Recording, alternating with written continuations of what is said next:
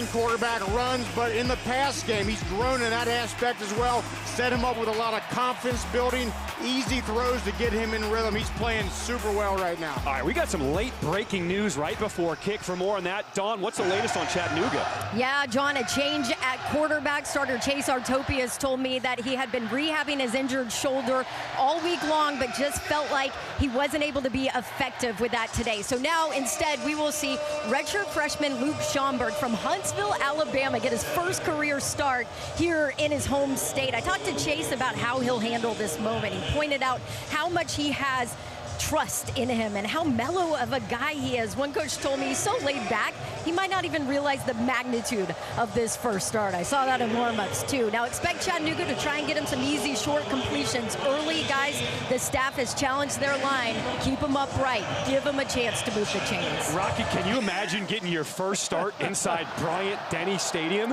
It's amazing. Chattanooga's won the toss. They elect to defer. They will kick it off. Kendrick Law on the return. Has some room up the middle. Still on his feet. Trying to bounce to the outside. And eventually will be brought down at the 33-yard line. A return of 33. Bring them out. Bring them out. Alabama will start on offense, led by Jalen Milroe. And Jalen Milroe, as we talked about the last 2 weeks, he's been exceptional. Last week against Kentucky, 3 rushing touchdowns, 3 passing touchdowns. And as Tommy Reese, the OC, told us, sometimes it takes time to figure out what your guys are good at, what they excel at. They've done that the last couple weeks, and he has absolutely exploded.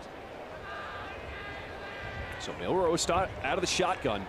Running back, Jace McClellan to his left. Fake the handoff. Looking for a deep shot of the opening play. That's complete. Jermaine Burton. Alabama starts it off with a bomb. A gain of 56. So Chattanooga thinks, okay, he's going to run. Right now, he drops back and throws a bomb to a super fast wide receiver, Jermaine Burton, down the field. What a confidence-building throw early for Jalen Milroe. Well, we said Alabama would not let off the gas here today. They want to keep this momentum rolling. The ball spotted at the 11 on first down. Handoff is to McClellan. And he gets a short gain of 1. Kobe Joseph there on the stop for the Mocs. One thing with Milroe, they've taken some of the decision-making off his plate a little bit, which I think has helped.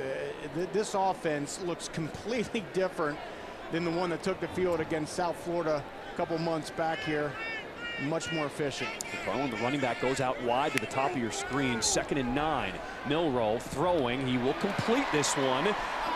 And brought down is Isaiah Bond for a gain of 5. And you see a lot of that lately. Short throws in the flat, a lot of crossers. Again, easy throws that Jalen Milroe can survey the field, find quickly, and hit. Now remember, they can't get a first down, and they get to the 1. It'll be 3rd down coming up here.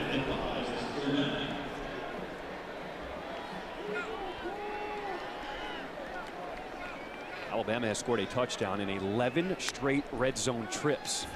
Here's 3rd and 4. Milroe with time. Found his guy. Touchdown, Alabama. That's Jermaine Burton again. A 5-yard touchdown pass as Alabama strikes first.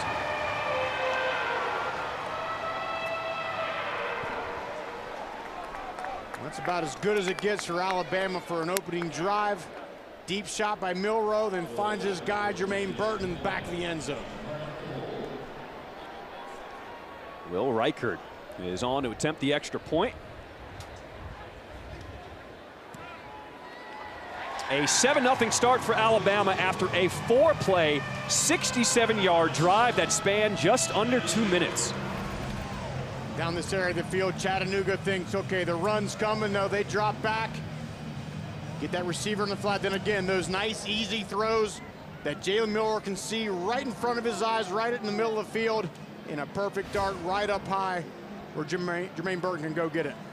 You know, Rocky, we talked to some of the teammates for Jalen Milroe, especially his running back, Roydell Williams, talked about the confidence of Jalen Milroe, and they've said ever since that Texas loss, Milroe has been a completely different player. His confidence is another level. Yeah, and I think a lot of it has to do with Tommy Reese, the offensive coordinator, again, finding ways and curtailing the offense to do what he does best. You know, a lot of times there's that, hey, we got a system and we want to do it this way. Well, maybe your guys aren't best at that. So during the course of a season, the good coaches find ways to put their players in the best positions so they can have the maximized impact. See how big of a competitor he is. He has been locked in. Guys have been feeding off that energy, especially the wide receiver group with guys banged up last week. A lot of young guys having to step up against Kentucky. A lot of good things happening for Alabama right now. Reichert kick it off, and Chattanooga told us they are not going to return kicks today. It is going to be all fair catches. So how about the kid from Huntsville, Alabama, getting his first career start, Luke Schomburg. It's almost a dream, right? Like a little kid in Alabama dreaming about taking the field at Bryant-Denny Stadium, and that's Luke Schomburg today. And the coaches told us before the game, you know, he's the future. He's the guy. They have a lot of confidence in him. The thing he doesn't have, John, is experience, which makes this a very tough first start for Luke Schomburg. Gino Appleberry, the running back, will start in the backfield behind Schomburg. 1st and 10 from their own 25. Schomburg will throw.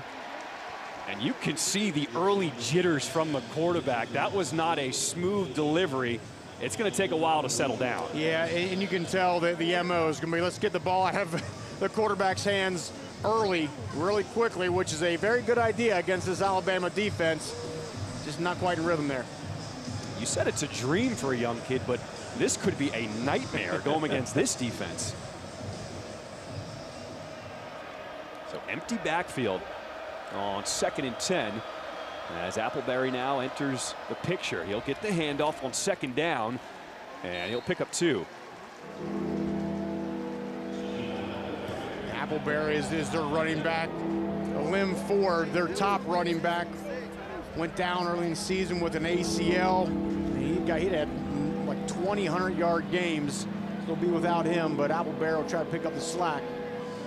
Now, yes, this is a team from the FCS, but this is one of the better teams. They've already qualified for the playoffs, and Nick Saban has told his guys all week just how good this Chattanooga team is. Yeah, they're the number 16 team in the country in the FCS. 3rd and 8 coming up.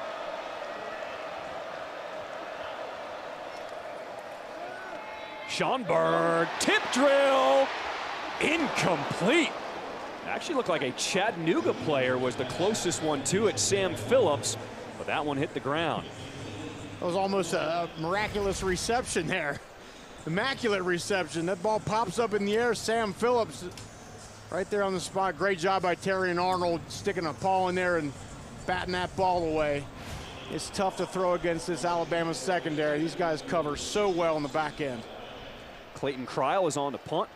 Kool-Aid McKinstry is the deep man for the Crimson Tide, as he calls for a fair catch at the 30. So a 3-and-out forced by the Alabama defense after scoring a touchdown on their opening possession. 7-0 Alabama. It is senior day here in Tuscaloosa.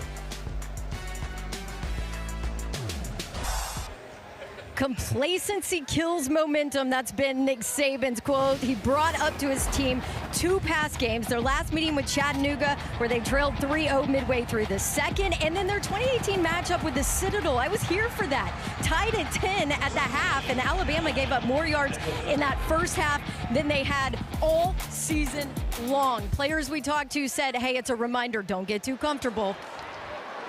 On the second drive of the game, that's Kendrick Law. He was only able to get 1 there on that quick pass. And I would say the lone difference, Don, is that Citadel team was a triple option team, which is a different animal, right? That's always hard to deal with. I don't care what team you are. That's so true. And the coaches point out sometimes in these games we see things that they have never even put on tape all season long. So you got to adjust quickly. That's true. But that's what's so amazing about Nick Saban. He always finds a way to challenge his guys every single week and making them better. After that short gain of 1, 2nd and 9. A handoff by McClellan. And McClellan just shy of the 35, picked up 3. I'm going to go back to what you just said there, because I don't know if there's a better person on the planet at doing that. Find each week, no matter how tough or maybe not tough an opponent is, finding ways to motivate your guys when things are going well. How do you motivate them when things are going bad? It's psychology, and he just absolutely nails it. He even challenged this Alabama fan base this week because the students are out for the Thanksgiving break, and he said, I want everyone to come out and support these seniors, show them out for everything that they've contributed to this program. 3rd and 5. Milroe finds his tight end, Amari Niblack. He is a matchup nightmare. You see how many white jerseys it takes to bring him down. Picks up 19. Yeah, tight end, 6'4", 233 with 4.4 speed. That is the definition of a matchup nightmare. Tommy Reese was raving about him. And again, what a luxury for a quarterback in Jalen Milroe. When things get tough, just look for big number 84 back there. Milroe started this game a perfect 5 for 5. He's got 86 yards in that 5-yard touchdown pass. Into Chattanooga territory on 1st down. Faking the handoff, Milroe. Plenty of time. Look at the protection. Downfield, got his man, Jermaine Burton. He steps out at the 2, a pickup of 44. It was a long developing route. Burton came from the complete other side of the field. The left side, you see him at the left of your screen, but the protection is there, and then the speed allows a wide receiver to get from all the way on the left side to all the way on the right, and then a dime by Milroe. Burton is now over 100 yards on senior day. He's got 3 catches, and now a 3 tight end package for Alabama as McClellan. He gets the carry straight up ahead, trying to push the pile, waiting for the signal, and still waiting. Now the late touchdown signal. 2nd touchdown of the game for the Crimson Tide.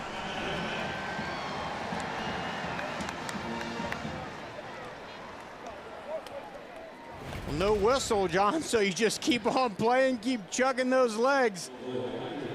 Says forward momentum was not stopped. He just keeps pushing, pushing, pushing. And then a little help of his buddies, pay dirt. 2 drives, 2 touchdowns for this Alabama offense. They are rolling right now. You got to credit this offensive line. You know, this is an offensive line that struggled early in the season. They starting at left tackle, a freshman. And Nick Saban told us how everybody else on that offensive line had to pick up the slack, had to be more vocal, had to communicate more. Tyler Booker, Seth McLaughlin, they've really taken Proctor under their wing. And that's been a huge reason for this success. Reichert on for the extra point. And a 14-0 start for Alabama. Alabama has not skipped a beat. They keep on rolling. A good start here on senior day in Tuscaloosa. An 11 a.m. local kick here in Tuscaloosa as fans are still filling into Bryant-Denny Stadium. But Alabama, they have been ready since the opening kick, a 14-0 lead. Let's meet the head coach for Chattanooga, Rusty Wright. In his 5th season, has the Mocs in the playoffs for the FCS. He's done a good job keeping his crew together. You got the selection show for the FCS playoffs, so that bracket tomorrow, which is always exciting. You know, normally we see these games in the beginning of the year. What is it like for a team like Chattanooga, who has the playoffs ahead of them, to face a tough Alabama at the end of the season? It's tough because before you're starting the show, you're playing an opponent that's, you know, a lot of guys are going to be bigger, faster, stronger than, right? So you worry about guys getting hurt. You worry about getting out of rhythm. You worry about looking just totally awful. And, you know, Nick Saban talks about momentum, right, and rhythm. You worry about getting out of rhythm if you're a team like Chattanooga. So they got to play their game plan, just try to execute their assignments and try to move that football. If you're just joining us, their starting quarterback, Chase Artopius, ruled out just before kick. That means the freshman Luke Schomburg gets his first ever start. Here he is coming out for his 2nd drive of the game. And first drive, definitely some jitters, right, on the first throw, but he escaped out of there. Didn't make many bad decisions. Just try to get him a easy completion here early. Try to get in him some rhythm. Now, Artopius, the guy you saw on the sideline, he played 4 years at UCLA, so it's a big deal not having him in the starting lineup. 1st and 10 from the 25. Schomburg, quick pass to the outside, finds Mays. And the defense swarms all over it. You know, Rocky, as a former defensive guy, I know you love this defense because it is so complex. They show you so many different formations. And it's an anomaly because we live in the age where there's so much offense out there, so many formations and motions and shifts. So the tendency and what most defensive coaches do is, hey, we got to go simple, right? Because we don't know what they're going to do. Alabama's the opposite. They just keep adding stuff. It's very complex. You know, but Nick Saban believes more is the answer to that, but they somehow find a way to execute it perfectly. 2nd and 6, empty backfield. Schaumburg, hello! And that could be targeting. We see multiple penalty flags as Chris Braswell just lights up Schaumburg. And we will hear for the first time from our referee, Lee Hedrick. Personal foul, targeting on the defense. The plays under video review. Well, definition of targeting is forcible contact to the head or neck area. And I just don't think Luke Schaumburg has seen a defensive end close this fast during his small window of his career here. That's definitely forcible contact to the head or neck area. Also, if you're Braswell, you're not used to seeing a quarterback not even move. I mean, the quarterback just stood there. You're thinking as a defensive player, the quarterback is going to shift or do something. That was a very odd play. Very odd, because you know, if you're watching at home, you're like, that guy's coming right there. There's no one around him. No one's blocking him. Get rid of that ball. And I think just shows the inexperience, the nerves, all that is kind of coming into play here.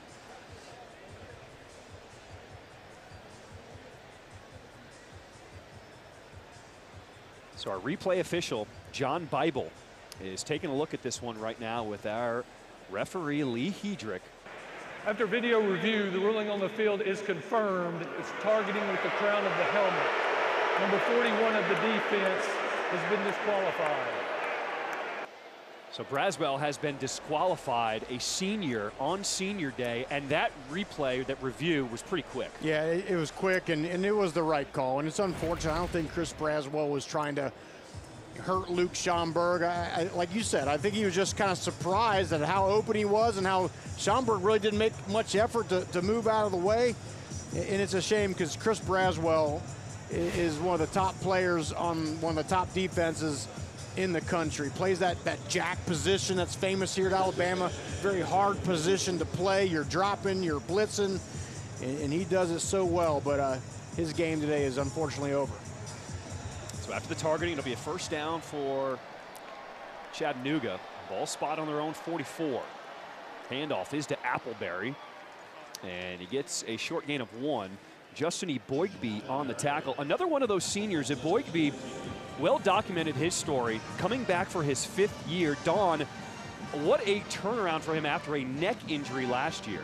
Yeah, and it was frustrating for him because it was out of his control. That neck injury, he just had to sit there and wait to be cleared. It wasn't like he could be in the weight room rehabbing and getting ready. It wasn't a knee injury. It was just something that he had to wait to get cleared. And how about that? He said he leaned heavily on his mom during that moment. She was the first one he called when he got that trainer call that he was cleared to play again. 2nd and 9. Schaumburg rolling out, throws behind his receiver, incomplete. I want to go back to what Don was talking about with Justin Boygby. As a player, that's often the hardest thing to do is you want to get better, you want to rehab, you want to work out, you want to do stuff, but when their protocol is you kind of just got to rest and sit there and heal, that can drive you nuts as a player. So credit him and how much he leaned upon his mom and his family to getting through that tough time. And boy, he has really turned in an excellent season this year. He said, I'm going to soak in every single moment of senior day. My last time playing here at Bryant-Denny. He goes, I don't know how I'm going to react, but I'm going to be present. I'm going to enjoy this last game at home. 3rd and 9. Schaumburg hit as he throws, incomplete. He was looking for Javen Watley. Good coverage downfield. Well covered. Schaumburg had a Bama defender right in his chops as he was unleashing that ball. Another great stop by this Bama D. So Kryle is on for his 2nd punt of the game. McKinstry is the deep man waiting at his own 15. He will back up inside the 10, and he's going to look to return this one. Ball is out, and it looked like Alabama jumped back on top of it at the 10-yard line.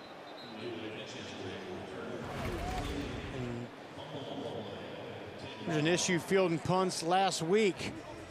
This time here, he's backpedaling, not something that the coaches, I'm sure, are telling him to do. He just wants to make a play, but he got that ball down by his waist, cradling that thing. Still, no matter what, got to keep that thing tucked. So that's going to get you a talk with the head man. Oh, Nick Saban's going to find you. Yes. Because this is one of those games where you want to play a clean game because of what you have waiting for you in the rest of the schedule here. 8-game win streak for Alabama. So Roydell Williams now the running back in the backfield for Alabama. 1st and 10 from their own 15. Williams can't get through that line, tripped up after a gain of 2. Enjoyed talking with Roydell Williams yesterday, too. We're going to play his last game here in Bryant-Denny Stadium. Talked about his journey from starting football at age 7 with his dad. It's his first game as a 7-year-old. They just put him at quarterback. I said, well, how'd you do? He says, I think I had like 5 touchdowns. So that's not bad.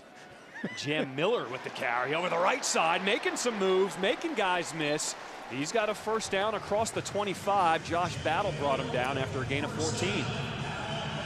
Jam Miller has kind of become the home run threat of this Alabama run game. Nice cut right there, getting north-south. Big kid. He's the guy they feel like he's got the most juice, right? Yeah. Like he's the guy who's got that big play potential. Miller stays in the game on first down. They set up the screen and upended immediately as Malik Benson, no gain. Great job by Cam Brown. Chattanooga corner, probably their best cover guy. And that's what you got to do out on that edge, especially when you're playing Alabama wide receivers. Can't wait. You got to go pull the trigger. Nice job. So Williams, after he lost his shoe, is back in the backfield.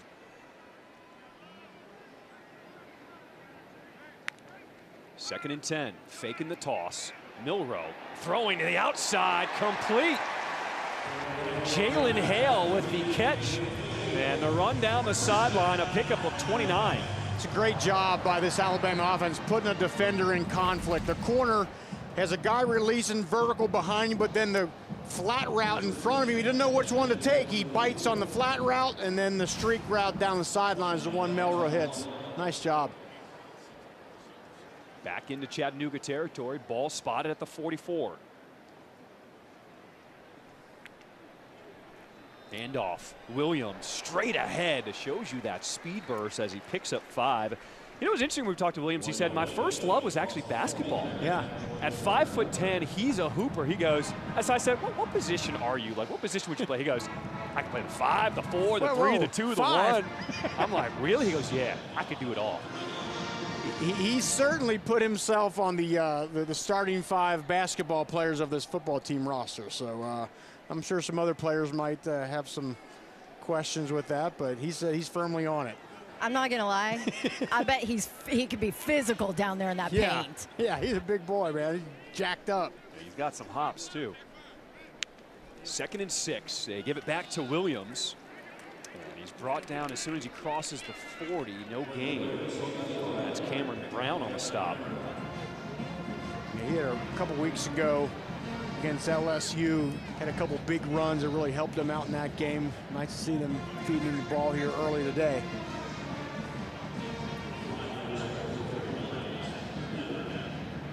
He didn't get to the 34. It's 3rd and 5. This will be the first 3rd down of this drive.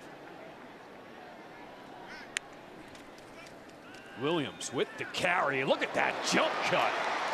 Making dudes miss. And he picks up 15. And this is true of a lot of running backs. They need to get in a rhythm. So a couple of times they fed him the ball, wasn't really breaking many tackles, but now he sees the daylight, nice cutback, breaking tackles. He's kind of, this running backs just kind of got to get a sweat going, get in the rhythm of the game, and I think number 5 has now hit it. Tommy Rees told us that second half of the LSU game, he reminded us just how dependable he is as a running back.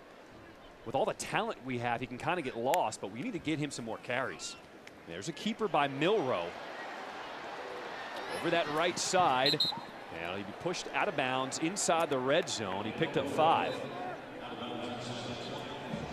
Little zone read, and I was shocked to learn yesterday that coming out of high school, that was not something that Jalen Milroe did, that zone read. You would think a guy that big, that fast would have been doing that his whole life, so he kind of had to learn about it a little bit. But executed nice there. The Chattanooga defender sunk down there with that dive fake, pulled it out, and there's an art to that, of reading that thing, of what the defensive end does and acting accordingly. Pitching that to the outside is Miller, and he is tripped up, but he does pick up the first down. Explain that zone read and why it's so difficult to make that split-second decision. You're putting a defender in conflict, and when it's run the right way, no matter what the defender does, he's wrong, right? So if he crashes down on that run, you pull the ball out and you hit the edge. If the defender stays outside to take away the edge, you hand that ball off. Sounds easy, but it's got to take place in a split second of time, the best ones that do it. And that was something that Jalen Milroe has had to work on this season, and Tommy Reese has kind of adjusted the offense to make him better understand how to make that decision. On first down, Milroe, plenty of time, throws it over the middle, will complete that one to Benson underneath for a gain of 4. I'm impressed with the pocket presence of Jalen Milroe. I know this isn't the 85 Bears running after him here, but he seems calm and cool back there. Doesn't get, jittery feet and moving all around. Just kind of waits and bides his time for his guys to get open.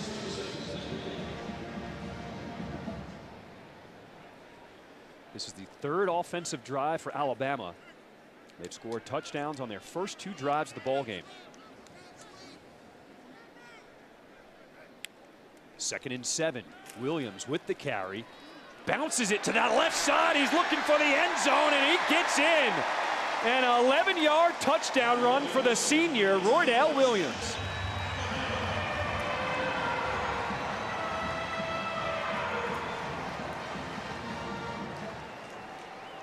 How about that in your last game in Bryant-Denny Stadium? Big part of this drive, and then what an amazing cutback. That ball's supposed to go to the right, but he says, nope, the daylight's to the left. I'm going to take it that way. Puts his foot in the ground, hits the end zone. Great rush. Reichard for the extra point. And the kick is up and good. A 21-0 lead for Alabama off a methodical drive. 11 plays, 90 yards, just under 6 minutes. How about the senior on senior day, showing out in front of the home crowd for the last time? Roydell Williams getting in there.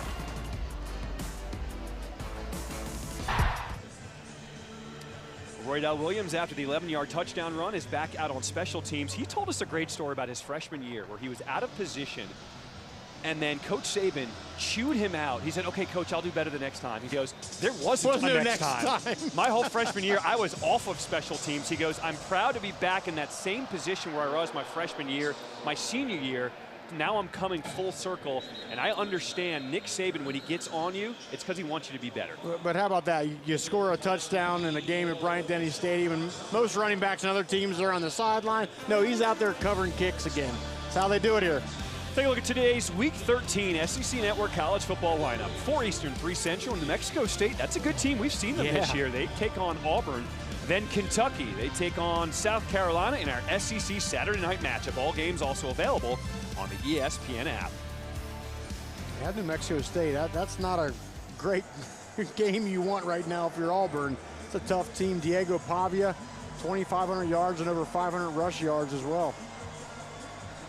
Alongside my partner, Rocky Boyman, Don Davenport on the field. I'm John Schriffen. 3rd drive of the game for Chattanooga. Appleby with the carry, and there has not been much running room. That defensive front for Alabama has been so good this season. Yeah, and it's what they're known for, their front. It's impenetrable. And Kevin Steele yesterday told us just how smart these guys up front are for him and how it allows them to be able to do some more things, right?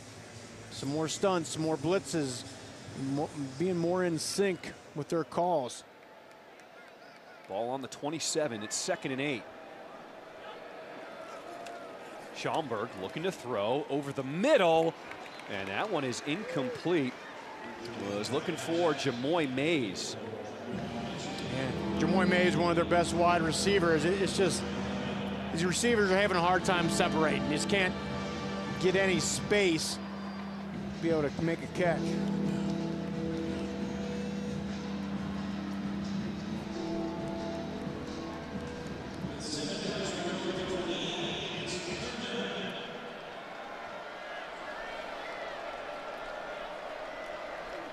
Third down, they decide to run it on the ground with Appleberry.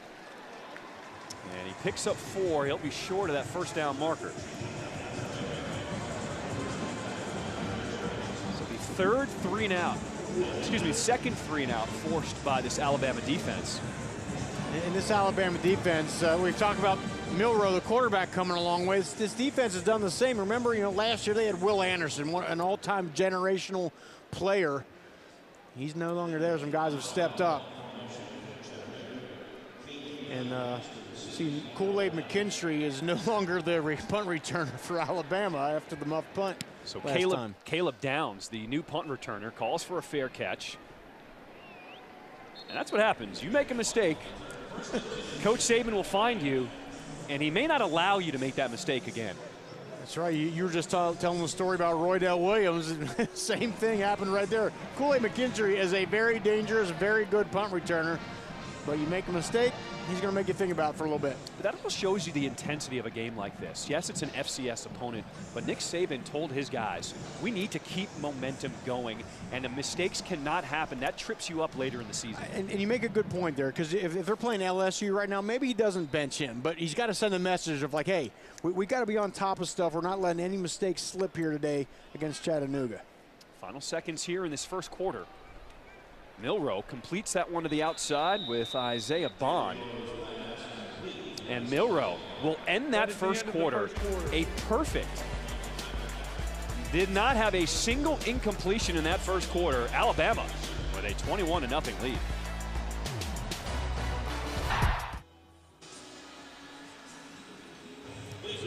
Welcome back to Tuscaloosa here with Chattanooga head coach Rushdie Wright. Coach, how would you assess Luke Schomburg's first career start so far? A little nervous to start with. We got to help him a little bit. We had a chance to make a couple of catches and do some things. Those older guys got to help him a little bit, but he's going to be fine. Thank you, Coach. Yep, you bet. Understandable for the freshman making his first career start. A run up the middle, McClellan. Bang down. Inside the 40 at the 39, he picks up 26 yards. Jace McClellan's a warrior back there. And again, Alabama just keeps rotating in top-notch running backs here. It's a pretty decent hole he had to run through as well, but then the nice cutback.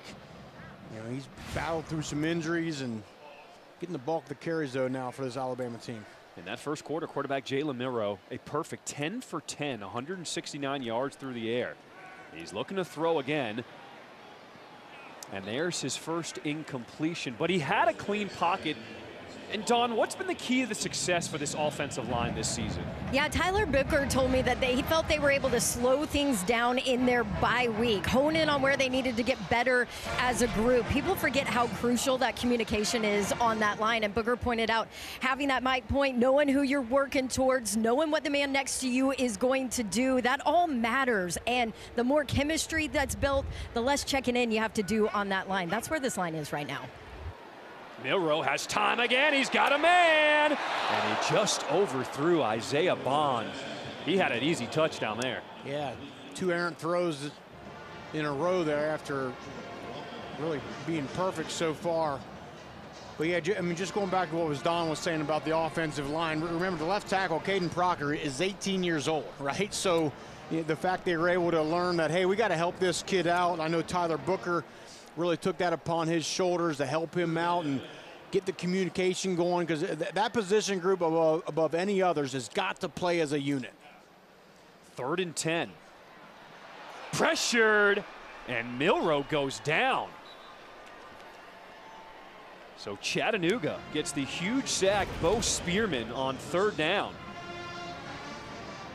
And this is one where you feel like Milroe a lot of times takes off. There's a window to the right there, but he hangs in that pocket for a little bit too long. Good job, Jay Pearson on the rush as well. Really good rusher for Chattanooga. And that was a drive there where Jalen Milroe, for the first time, maybe in a couple weeks, it looked a little out of rhythm.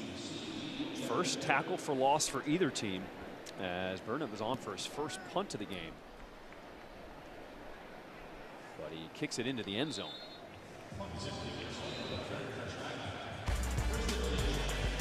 It's the first empty drive for Alabama, but they still lead it 21-0.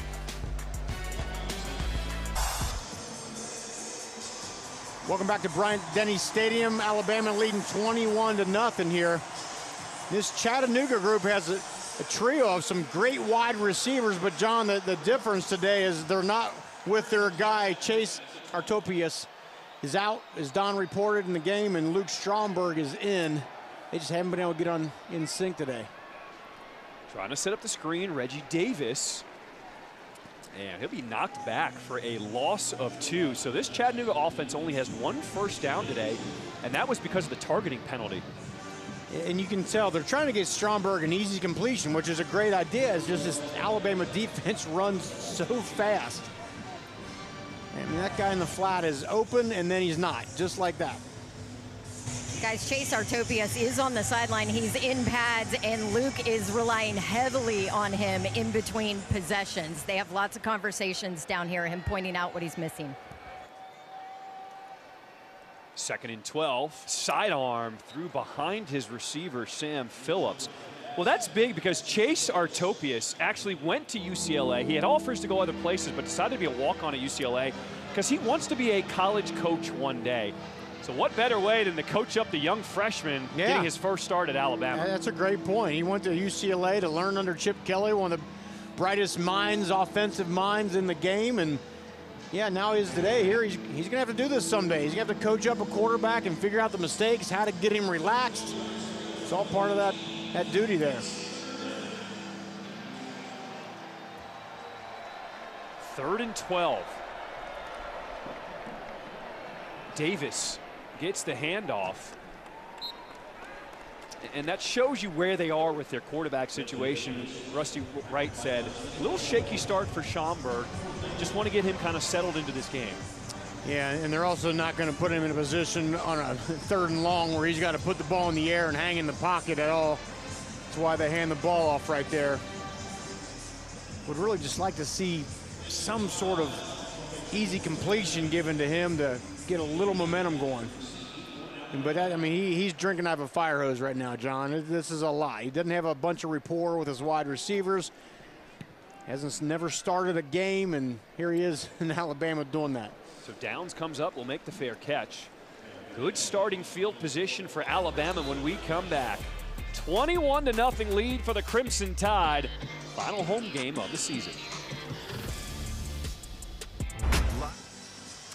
11:57 to play here in the second quarter. Alabama with a 21-0 lead over Chattanooga out of the FCS. It is time now for Rocky Rates the Rankings.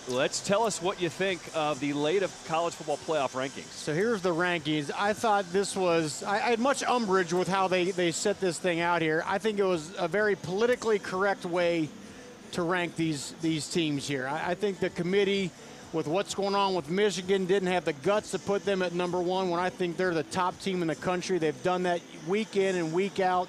Offensive line, defensive line, quarterback play, Heisman guy at quarterback. I know SEC fans might not want to hear that, and I think Georgia's right there, but to me, Michigan's the top team in the country. Jam Miller with a huge hole on the outside. It's a track race to the end zone, and he's pushed out of bounds inside the 10 by Josh Battle.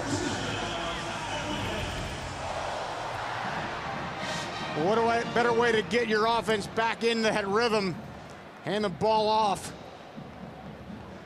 Great job blocking, nice hole to the outside, and of course the speed, turning up the sideline. A gain of 45, pushed out at the 10. So Miller stays in the game at running back. On 1st and goal, they give it back to him. And he's brought down after a gain of 3. Montrell Henderson with the tackle there for the Mocs. And it was great talk with Tommy Rees yesterday, and one of the things that becomes apparent is how hard it is as a coordinator at Alabama, because there's so many weapons. There's so many guys that want and deserve the ball, and you got to design certain things. And I guess it's a good problem to have. Milroe throwing the outside, leaping into the end zone. Rabiot's touchdown. A 7-yard touchdown strike.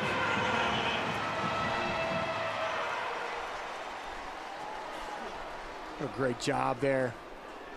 Take the easy throw. Don't pass up open guys. Get the ball in their hands, and a great effort by Utes getting in the end zone.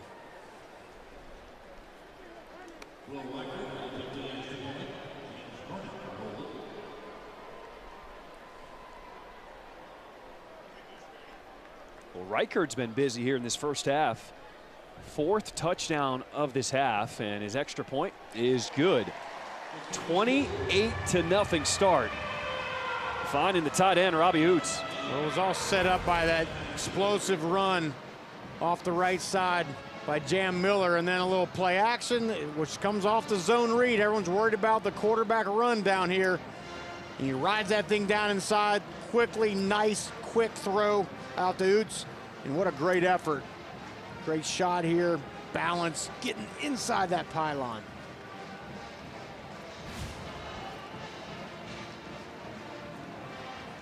There's Tommy Reese, former Notre Dame quarterback, of course, the OC there last year, decides to come down here, coach with Nick Saban and the bevy of talent they have down here. Now, he also smiled when we asked him that question about what it's like designing plays, because he knows he has so many weapons, but it was interesting that he said the first thing you do when you design a play, you look at the opposing defense to figure out where their weakness is. And that's offense 101. Where's their weak link? And let's go ahead and exploit it over and over and over.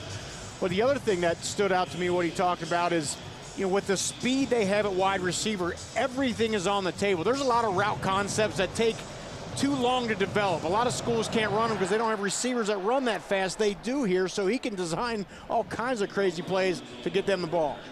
Check out the 2 SEC-featured men's basketball games coming up on ESPN+. First on Tuesday, 8 Eastern, 7 Central, Alabama A&M. They take on Auburn. Then on Wednesday, 7 Eastern, 6 Central, South Carolina State facing off against Missouri. Catch all the action on ESPN+ and the app. What a great time of year. College football as we get into playoff season, bowl season. You got college basketball starting, tipping off. I love this time of year. Yeah, this is great. Throwing the holidays, you're around the television, right? Checking these games out.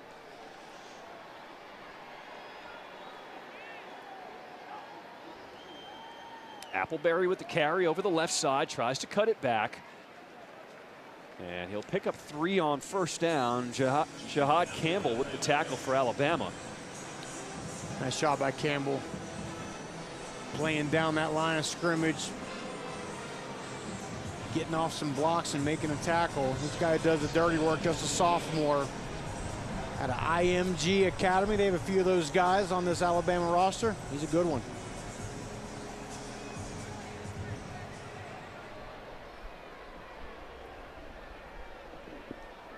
Empty backfield on 2nd and 7. Schaumburg throw to the outside, completes it to his running back, Appleberry. He picks up 6. He'll be a yard short.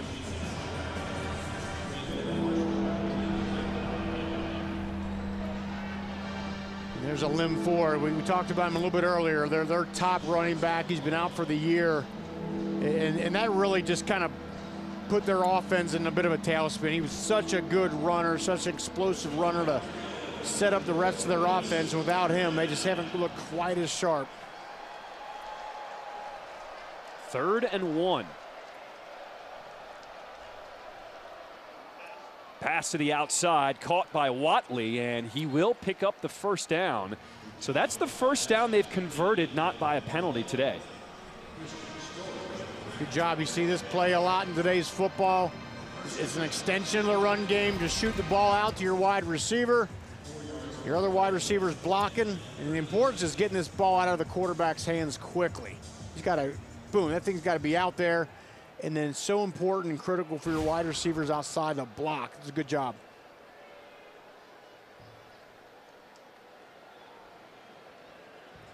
Appleberry, the running back, directing traffic. And defensively, Alabama will make the shift.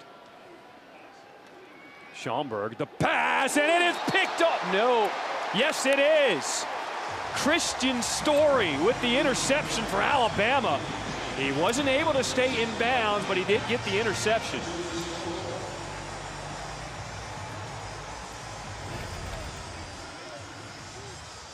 Great job. He's trying to hit Jamoy Mays on the outside.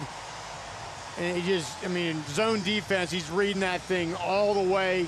Sees the wide receiver pitch up in the flat out there. And great job breaking on the ball. Story, a good play. Now he's mad at himself because he saw end zone. He wanted pick 6, but he did get the interception. It's one of those ones where you want to hit the end zone, but you got to secure that catch, get them 2 feet in bounds, and it's a good play. Miller will shift to the right of Milroe.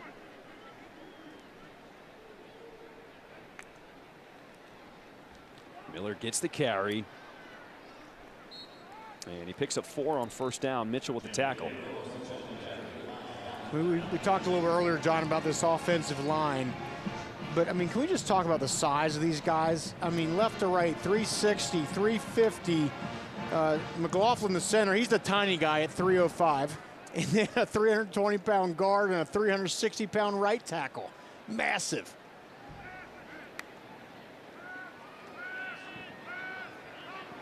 All types of time. Milroe now decides to leave the pocket, throwing incomplete. And the second time we've seen this, I feel like if they're playing LSU or Georgia right now, Jalen Milroe just takes off right there. But I think he's trying to hang in the pocket. He wants to, you know, throw the ball around a little bit. And I just wonder how Nick Saban feels about that decision. You know, sometimes it's good to hang in the pocket and try to get your receivers open. Sometimes it's best for Jalen Milroe to put his foot in the ground and go.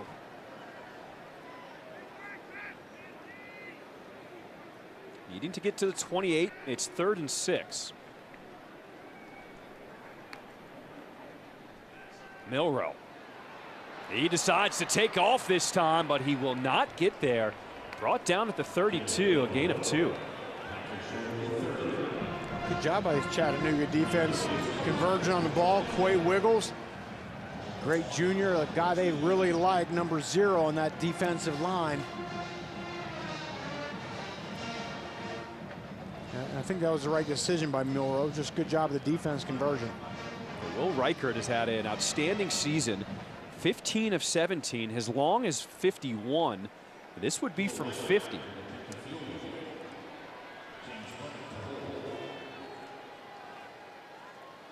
Good snap. Kick is up from 50 yards out. And Reichert's got it.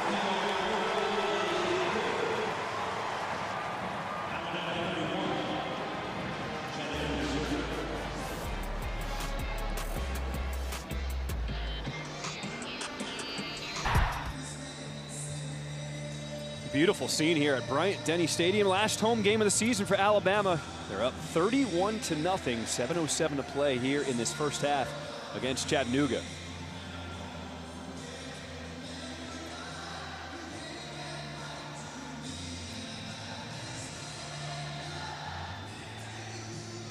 I love these moments around the country when they honor the men and women of our service who have served or are currently serving in our military.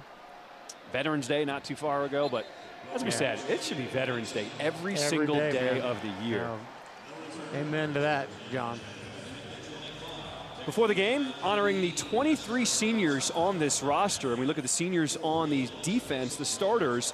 Now, 2 of them are actually out of the game. Jalen Key, number 6, injured, not able to go today, and Chris Braswell called for targeting in that first quarter. He's been ejected. And Jalen Key, he got that thigh injury a couple weeks ago, missed last week as well.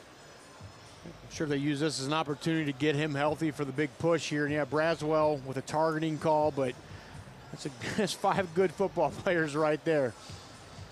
Justin E. Boygby, when we talked to him yesterday, the thing he said he's going to remember the most about being a player here at Alabama, all the guys he went against in practice. Appleberry with the run, He'll be brought down as he crosses the 30. He said he rattled off so many names of guys who are now playing in the NFL, and he said that's the best part about coming to Alabama. You are challenged, and oftentimes the best player you're going to play against all year is the guy on the other side of the ball. Yeah, and you're doing that every day. Every day at practice, you're playing against the best competition in the world, and that's what helps develop these guys and hones their skills over time. It's why you see guys that weren't necessarily starters for Alabama playing in the NFL, because they're out there practicing against these guys. They know they can do the job, these NFL GMs, and that's why they're out there. Appleberry with the carry again, and he will have the first down. It's just not much about this program is not set up around pushing you to be your absolute best, pushing you to your limit, and seeing who can answer the bell and who can't. 17 players to the NFL draft the last 2 seasons, guys. How about that number? And you're right, Rocky, you talk about the superstars sitting and waiting their turn. Derrick Henry, Titans running back, one of them. And I remember talking to him a couple of years ago about how well he was prepared to step into the NFL after being here. The transition, nothing for him, because it was so similar to what he had done here at Alabama. Same story across the league for Alabama guys stepping into the NFL and being ready to compete right away. Appleberry with a big carry, longest play of the game for Chattanooga, as they have another first down. And Rocky, they're starting to put something together here on the ground on this drive. It looks like they've settled in a little bit, and it's good to see. They're feeling their way through this game a little bit and getting relaxed. Ball on the 48. Hand off again to Appleberry. And this time the defense is there for no gain. All right, for Rocky, this is my first time here visiting Tuscaloosa. We got a great tour of the facilities yesterday, and part of the reason for this success, all the toys and the gadgets yes. that they have. I know you're a huge weight room guy. When we walked through that weight room, there's machines that you and I haven't even seen before. How about that bench press, the standing up bench press, because it's more realistic versus sitting down on a bench. You're on your feet actually pushing guys away from you. Yeah, Sornex makes all their equipment, which is one of the top equipment places in the country. And yeah, they have a stand-up bench, and you're like, who else has this? They're like, no, they built that for us. How about that? Yeah, the bells and whistles, and you got to figure that gives them a little edge here, maybe helps them a play here, a play there. It all adds up to make them successful. Timeout. So a timeout, Chattanooga. We will take the break with them. 4:23 to play here in the first half. Alabama is up big.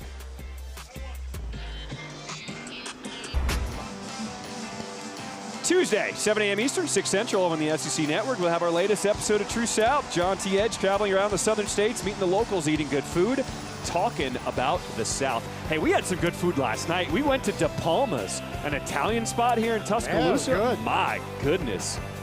We had the cheesy breadsticks with some pepperoni and sausage inside. I think everything had cheese on it. It was fantastic, yeah. A lot of carbs. De Palma's, the place to be. After the timeout, 2nd and 10. Schaumburg completes it. A first down to Sam Phillips, a gain of 12. That was a good job there. Good play action by Schaumburg, riding that thing down. And that's the key, is trying to ride that play fake down, and then an accurate throw as that receiver bends inside. Nice job. There you go, Luke Schaumburg. Relax a little bit, make a play. So for Chattanooga, this will be their first play in Alabama territory today. Ball at the 40. Handoff is to Appleberry, and he's got some space. Bouncing it to the outside. And he's knocked out of bounds at the 1. Malachi Moore saved the touchdown, but a gain of 39 for Chattanooga.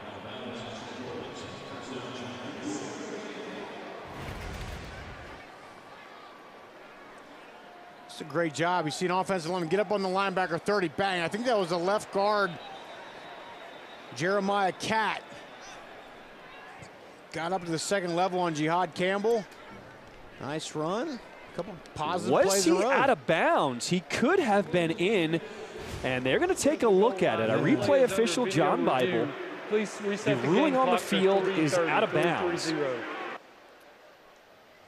You're right, John. That first look at that jumped out to me. He was in bounds. Looked like he got that ball inside the pylon. We'll take a look at it. Good cut back. Yeah, it looked to me like and ball inside the pylon, the right foot. I think that's a touchdown. Well, it's been the run game that has worked so far on this drive. Before that 39-yard run, they had 10 rushes for 39 yards.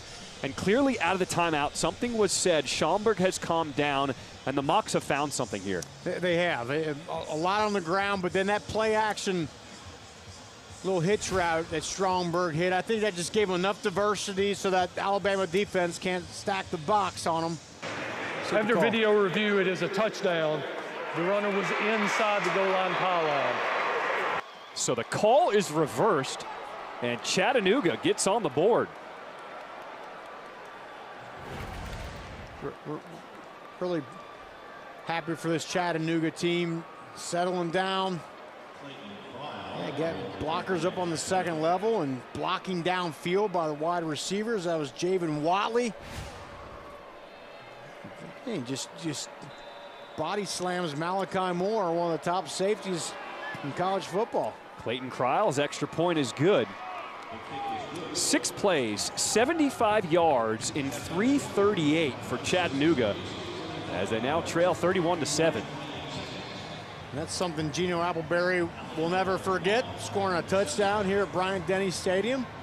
Good job by this Mocs team of hanging in there, and you know, sometimes when things go bad early, they can really just unwind and you look terrible, and that's what's important for them is, hey, look, it's not likely they're going to walk out of here with a win today, but you got to maintain that momentum as you get ready to start your playoffs. You can't just flop around out there and look terrible, because then that sets up a bad course of actions for the next couple weeks. So the big takeaway on that drive for the Mocs, they had 3 plays of 10 or more yards on that drive.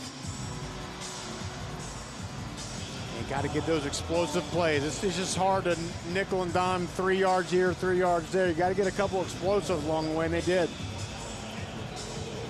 So Kendrick Law is set to return for the Crimson Tide. A short kick fielded at the 30. And that's the tight end Oots, and he'll be brought down short of the 40. Hey, remember this guy? T.O. He was a member of the Chattanooga Mocs Hall of Fame. He played from 92 to 95. Over 2,300 receiving yards, 19 touchdowns during his career. Also played hoops. Ran track too, right? I mean, he did a little bit of everything. He did a little everything. They've had some athletes here at Chattanooga. Another name you might not know, Faisal Shafat. He's a guy, if you follow the MTV series The Challenge, a reality TV star, he is a beast on The Challenge. Here's T.O. in attendance. He also played slam ball. I called slam ball this summer. That's their thing, yeah. T.O. was, and there he is on the sideline here at Alabama. He's being real quiet down there, I'm sure, like T.O., you know. Look at him bouncing off Chase McClellan. Still on his feet, brought down inside the 35. What a response for Alabama. Spearman eventually brought him down after a pickup of 28.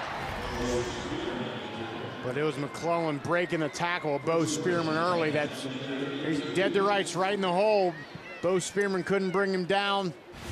Jace McClellan with a nice run. Under 3 minutes to play here in this first half. Screen pass to the outside. Bond cannot wiggle free. And a short gain of 1. Now that was an offensive play that looked a lot like the offense they were running against South Florida, right? Just a lot of perimeter stuff, bubble screens. It just didn't really fit their personnel and their quarterback. And he's more of a guy, again, the run game, the shallow crossers, the receivers in the flat. McClellan with the carry. And he'll be brought down by Clay Fields after a gain of 2.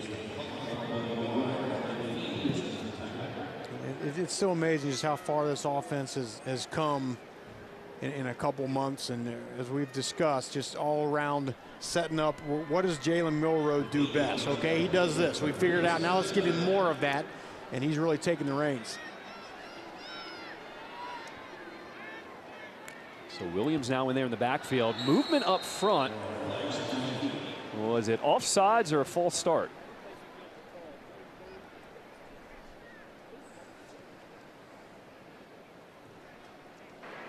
Offside on the defense, number 57, in the neutral zone, causing a reaction by the offense.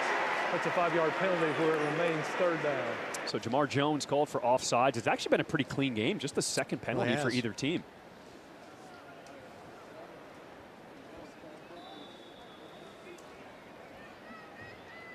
So the clock will restart. 1:40 to play here in this first half. 3rd and 3 coming up for the Crimson Tide. Williams will get the carry, and that hole just opened up. And he's got enough for a 1st down.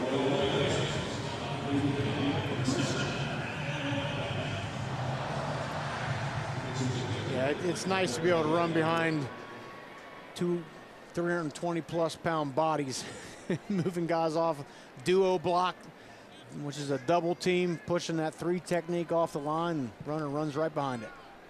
Faking the toss. Milroe throwing wide open. Malik Benson. A 20-yard score.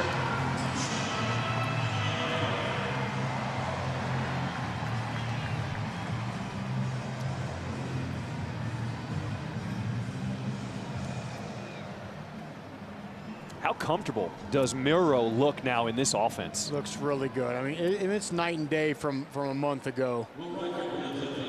And a little hug from Milroe around the head for the head man there. Good job.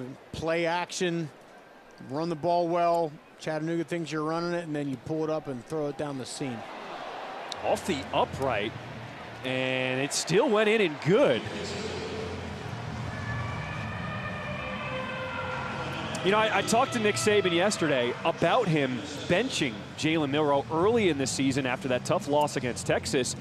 And he corrected me. He said, I didn't bench him. You know, I just wanted to see who we had. It was a quarterback competition early in the season. We wanted to see what other options we had. And quickly we learned Jalen Milroe is our best option. So he put him on the bench and then decided, right? Like, it's a matter of semantics, right? But yeah, I think his point was, look, we at that stage, we're not giving up on Jalen Milroe, not at all. But we had to see who's going to take the reins here, right? Who's going to take control of this position and start to play better. And again, as they found out some more of the things Jalen Milroe does best, he's taken those things and really developed his game. But you got to give a lot of credit to Milroe, too, because you've been around a lot of football. You played at the highest level in college and in the NFL. When a star player gets benched, it could go one of 2 ways. And to Milroe's credit, he stuck with it, and he said, okay, I'm going to take this as a lesson, and I'm going to really focus down. The return for Chattanooga is Watley. They told us they weren't going to return any kicks today. Well, that's the first return we have seen so far. Milroe, his numbers so far today, 13 of 16, just under 200 yards, 197 through the air. And I think part of that is it's a win-win for Saban, because if you bench the guy, he goes in the tank, he gets down on himself, and he starts complaining, then you know you don't have your guy anyway, right? So, but if you bench him, you sit him down, and you see, hey, he's really put in extra work. He's responded to that, and then he rises. Hey, now we got our guy, right? And everyone else on this Alabama team saw that too, and has responded to Milroe. Under a minute to play in this first half. Chattanooga coming off of their first touchdown drive of the game. Appleberry with a run straight ahead, and he picks up 3.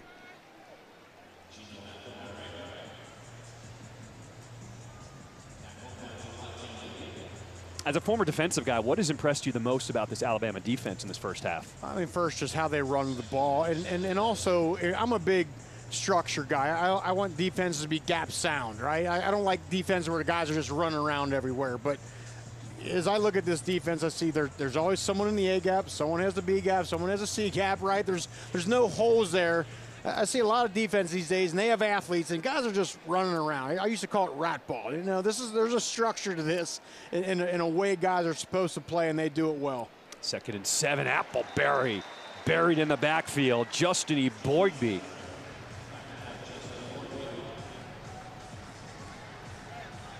And that'll do it for the first half.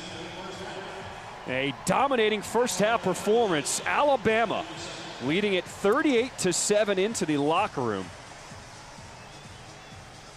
We will have the halftime report in the studio coming up after these messages, but first, we send it down to Dawn.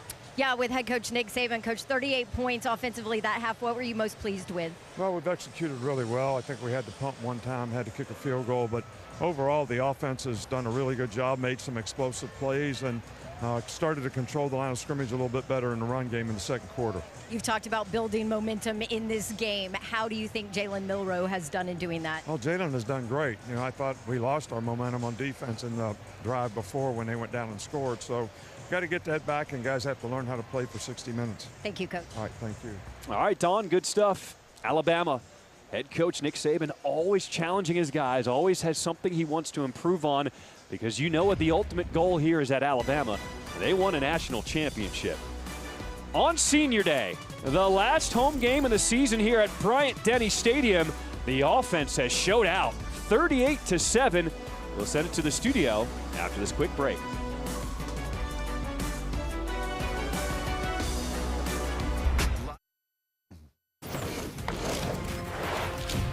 All right, welcome in, SEC Halftime Report. Here's what we've got for you over the course of the day as we get a little later into the day, 3:30 Eastern. The big one on Rocky Top, #1 Georgia trying to stay undefeated as they face Tennessee. Auburn right here on the SEC Network. South Carolina, Kentucky a little bit later. Florida goes to Missouri. But let's go back to that game coming up, 3:30 Eastern. Georgia and Tennessee. And it seems like every time the competition is better for Georgia, Georgia is better. And you've noticed things, CD, when you watch them on offense, right? The last couple of years, it's been a lot about the defense. Yeah. But you're a fan of what they've done on offense. Well, I just go back to the month of September when Georgia fans were freaking out about Mike Bobo and you know, criticizing him. And really what he's been able to do right now has proved to all those Georgia fans he's not a turkey that they thought he was. In fact, he's done a nice job using a lot of different weapons. Right here, Ole Miss goes with a 4 short, 3 deep coverage. Brock Bowers with a little spot up. His presence just gains attention from the defense. Look at all that yardage behind the linebackers where he should be dropping. You can't throw it deep into the middle of the field, though, if you don't have protection. And the offensive line for Georgia does a great job of allowing Carson Beck to get the football out to Dominic Lovett for the big gain. Now, you know, sometimes you throw the ball to Brock Bowers, sometimes you don't. In this case, they get a matchup that they like, and Carson Beck can go to it. The corner has to play fade or flat. The other two defenders are walling out, the outside receivers there. And the middle linebacker has one-on-one coverage with Brock Bowers, which is a mismatch. Look at him step on his toes, slip him, and get by the position that he wasn't supposed to allow him to get there. You loved it. I love that play. We used to call it wide viper. You get that linebacker isolated. You got a three-way go. Great play by Bowers. But I love the fact you brought up the offensive line. They've only allowed Carson Beck to be pressured about 9% of his dropbacks, only about 9 sacks. So the O-line, I think, is really where this whole offense starts. We talked about, I mentioned earlier, the last couple of years it's been heavy defense, right? Because we know, we look at the Philadelphia Eagles alone, they've got Bulldogs all over that side. And now the offense is getting more attention, but the defense should not be ignored, right? Oh, definitely shouldn't be ignored. I mean, this team has been predicated on defense, although they've lost so much defensively in the last couple of drafts. But defense is where Georgia continues to make their hay. And if you're going to be a top 10 in the nation defense in scoring, defense, as well as total defense, it's not just making the plays on the field, it's how you make those plays. 3 things I want to show you. First, communication, collaboration, and correction. This is Georgia defense at its finest. First, communication. You got to communicate with the other guys on the field, CD. You can't just be out there by yourself and be silent. Right here against Missouri, you see motion coming across from the Missouri offense right here. Smile Munden has to go with him. It's man coverage, but it's also cover 5. You can't see the other safety, but basically 2 deep, 5 under. As he comes across here, you're going to see, let me stop it right here. See his hands up, hands up. He's communicating to his other defensive backs, these guys that, you know what, we have these 3. However they unfold, we got these 3. He's telling them, you know what, all go, back up, sort it out. Make sure we don't allow any passes. Look, Georgia's only allowed 2 passes over 40 yards. This is why they do it. Goes downfield, they sort it out. Brady Cook rolls out, throws an incomplete pass. But what you can't see is the way they maneuvered because they did what, CD? Communicate. They communicated. Especially with motion and shifts and what that does to defenses that have to communicate a little bit more. Exactly. Next, collaboration. You got to work together. Georgia doesn't blitz very often, but when they do, guys are on the same page. They don't allow themselves to get caught into trying to make a play. You're going to see the defensive line go here. You're going to see the cross dog come through here. You're going to put the center in a bind right here. CJ on small money, get to the quarterback. Last one but not least, you've got correction. Now, I really love this right here because you've got to be able to take coaching and correct yourself. This is a play from Florida. The first drive against Florida, Florida gets the ball, drives all the way down the field. They throw a touchdown here to Ricky Pearsall. He's going to run a slant route. Right here you see Javon Bullard standing back there. He's going to be a little bit late in getting to the play. Florida runs motion across. He's a little late in getting to the play. He slips a bit. Florida gets the ball, runs it in for a touchdown. You get the picture. Now, let's go a few quarters later. Same game, but it's going to be a different play. Or is it going to be a different play? Nope. Guess what, guys? It's the same play. He had to go on the sideline and make a correction. Florida goes in motion. Bullard's in the back. He's going to diagnose. We call this diagnose and recognize what's happening.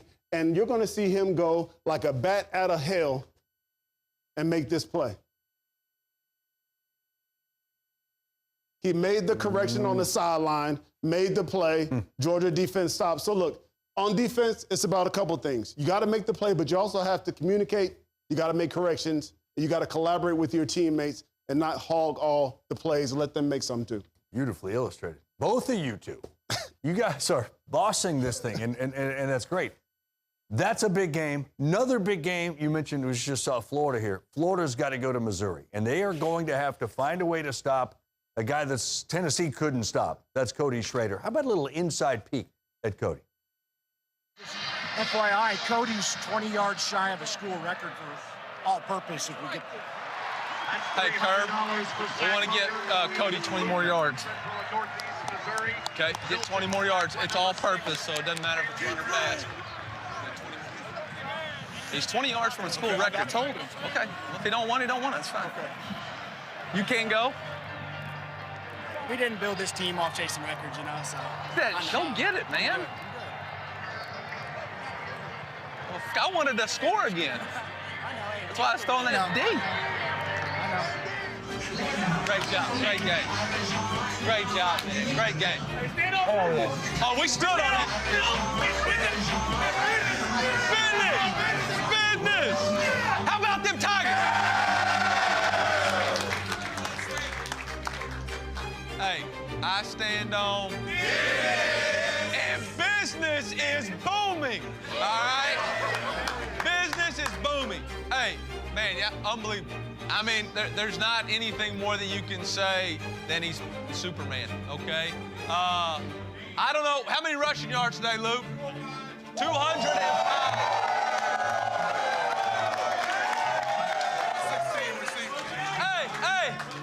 Hey.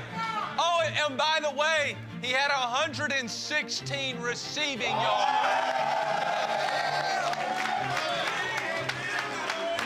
At the end of the game, we told him he was 20 yards away from breaking a school record. And he said, he's not built for school. He said it wasn't more important to him than the team. He represents everything about us, man. You deserve a game ball, man. I'm proud of you.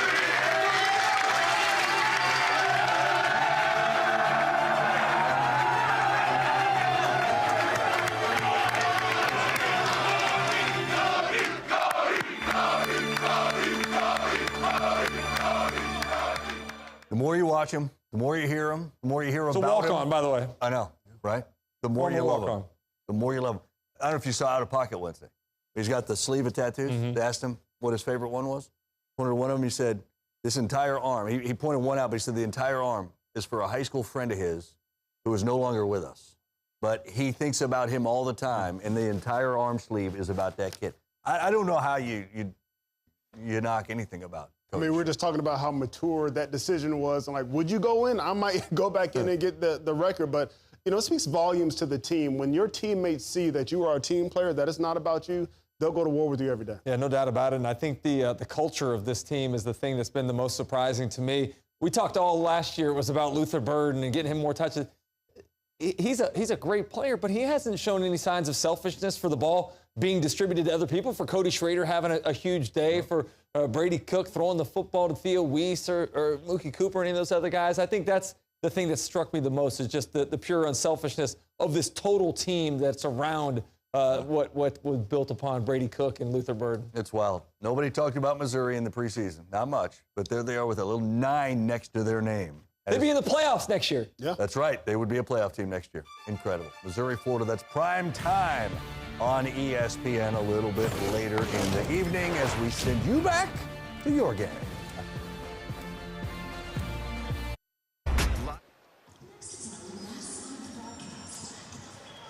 Welcome back to Tuscaloosa, Alabama on Senior Day. The seniors showing out. Crimson Tide with a 38-7 lead over Chattanooga. Jalen Milroe, quarterback, 13 for 16, 197 yards through the air, 3 touchdowns. An outstanding start for Alabama.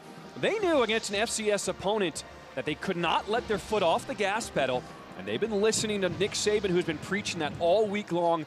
Let's keep this momentum going. What's up, everybody? Welcome you back inside the booth alongside my partner, Rocky Boyman. Don Davenport is on the field, and I'm John Schrippen.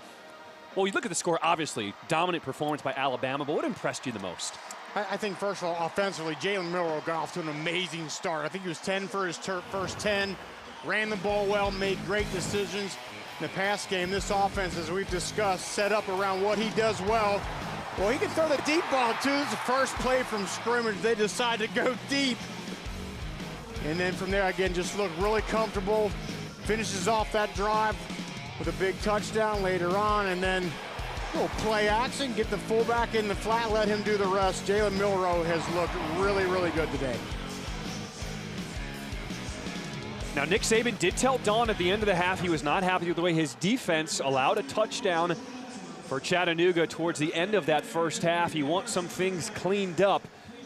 A 38-7 lead here in this first half. We are getting set for the third quarter kickoff. Alabama, Chattanooga, come on back.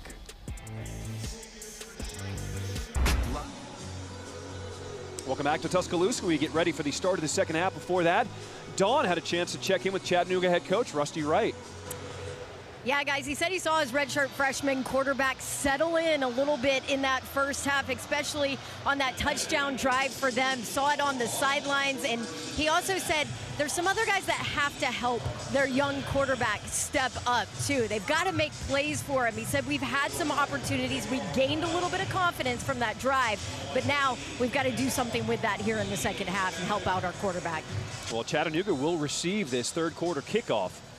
Yeah, and I think what Coach is talking about is that wide receiving core for Chattanooga is pretty good. Javen Watley, Jamoy Mays, Sam Phillips need to help him out a little bit, make some more plays. Now, we did see some early drops from the Mocs in that first half. We saw nerves all around, understandably so when you come into an 100,000 seat stadium. As we look at the total yards in that first half, once again, if you're just joining us, the normal starter, Chase Artopius, dealing with some pain in his shoulder, did not get the start for Chattanooga. And the freshman Luke Schomburg making his first career start as he gets this drive to start the second half.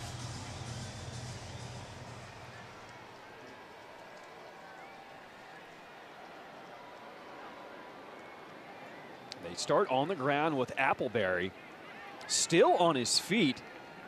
He's had a strong game at running back, a gain of 6. And when you look at the numbers on Appleberry, that's his 13th rush for 81 yards. Yeah, he had that big touchdown earlier.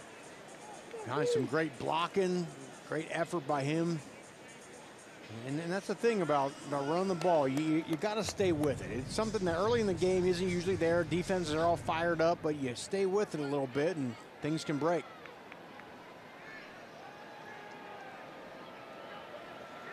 Second and 4. Throwing by Schomburg. Dangerous throw. Trying to find Phillips, but Story, he was looking for his second interception.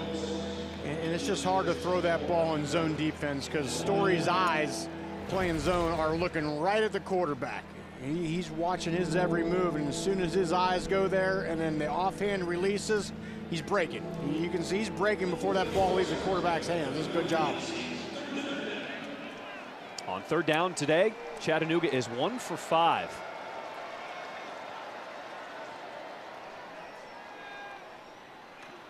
Pass is complete, and the Mocs do have a first down with Sam Phillips. Still a nice play by Terry Arnold right there. He was getting blocked. He was able to defeat the block, and I mean, because there's some green grass out to the sideline there. He not being able to bring him down, but they get the first down here, move the chains.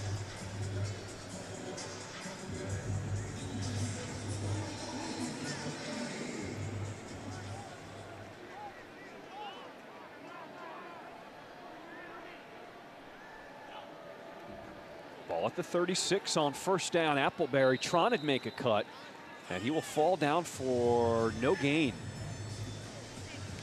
Just an inside zone play, and they just hand the ball off to Appleberry. That zone, that offensive line zones to the right, trying to block not a man but an area and let Appleberry pick the hole. Now, this is an offense who we've seen a lot of trick plays throughout the season. They've got 2 wide receivers who are former quarterbacks, so they can kind of come up with something special. But when you're on your backup quarterback, right, they've been pretty deliberate with the run game so far today against Alabama. 2nd and 10, wide open down the seam. Javon Watley pushed out of bounds in the red zone, a gain of 54. Caleb Downs saved the touchdown, but Chattanooga starting to pick up some confidence. I'm not sure what Caleb Downs saw here. He was just a little late on the break. I mean, he's a guy who usually sees the field and sees the route develop so well. Just looked a little bit confused there, and before he knew it, Watley was heading down that seam. That is the longest pass allowed on the season by this Alabama defense. Wow. And Nick Saban talked about it. That's right. Going into the half, he challenged his defense to be better in the second half. A 2 tight end formation for the Mocs. Appleberry with a run straight ahead. Yeah, that's the thing. He was very pleased with his offense in the first half. In the second half, talk about the defense, maybe letting their foot off the gas a little bit. He can be none too pleased with that big gain there.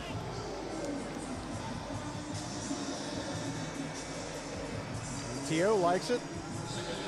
He looks like if you gave him a pair of shoulder pads and a helmet, he could still go out there and get it done and not look out of place. I don't even think he needs shoulder pads. That's true. That dude is jacked. On 2nd and goal, the run to Appleberry, trying to find the edge, and he'll be dragged down at the 5 on Darius Robinson. Good job, and there's a lot of penetration by this Alabama defensive line, but Appleberry able to stay to his feet before Dallas Turner and company were able to finish him off. So they mark him down at the 6. It'll be 3rd and goal for Chattanooga. This is a critical play for this Alabama defense here. They can't be giving up scoring drives like this. Opening drive of the second half for Chattanooga. They're trying to march it down the field. Man coverage. Schomburg, pump fake, throws, incomplete. That was good coverage, batted down by Caleb Downs. Yeah, down here, this area of the field, you cannot allow any even small windows for the quarterback to fit the ball, so they go man to man. There's Downs. Again, who sees the field really well. He knows what's coming. Guy goes out, that means he's coming back in. Here comes the slant route, and he jumps it. He's able to put a right hand out there and knock it down. Clayton Cryle, a 23-yard field goal attempt. So Chattanooga starts this second half with a drive down the field that ends with 3 points. 9 plays, 69 yards, and 4:14. Alabama still on top big. We go to break.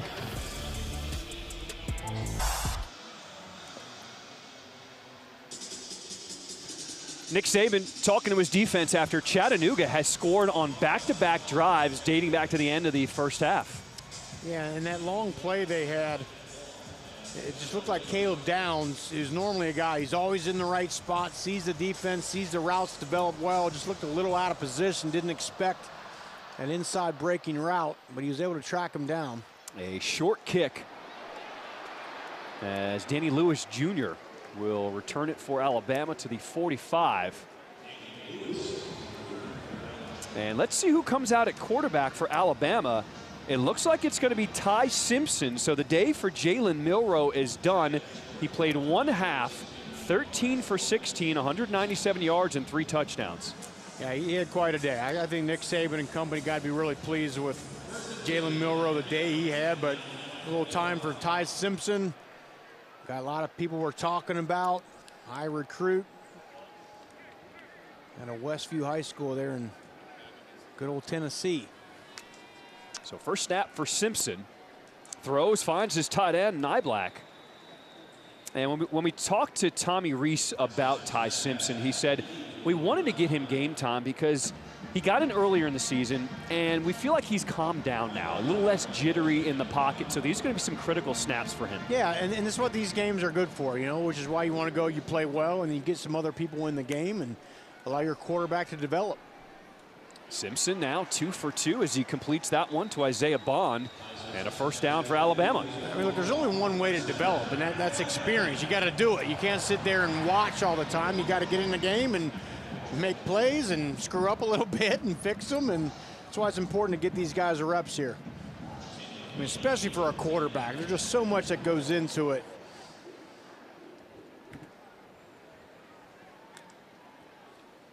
Williams with the carry, hits that hole hard on the left side. Stutter step, hits the defender going out. And Roydell Williams, the senior, has got a first down, a pickup of 13. Don, what else you got on Ty Simpson? Yeah, I was actually on the call for his state title game in Tennessee. He led Westview to their first ever state title, completely took over that game, threw for 3 touchdowns, rushed for another 2, just dominant. And I'll tell you this, he helped to recruit a lot of young talent here to Alabama with him, and so he's pretty close to a lot of these young guys. That's an important part of the program as we have penalty flags here before the snap. Snap infraction on the offense number 56. That's a 5-yard penalty where it remains first down. So that's on the center, Seth McLaughlin. Yeah, and not the same play menu for Ty Simpson that Jalen Milroe has. Again, with a little bit more design QB runs to the perimeter. Of course, Simpson can run. You'll see that zone read action. After the penalty, it's 1st and 15, and that pass is broken up, tipped incomplete. That was Cameron Brown getting his hand on it for Chattanooga. Good job by Cam Brown timing that thing. It's always so tough. You're running in there and you got to time it perfectly. But when that quarterback gets it out of his hands, there's the jump and able to bat it down.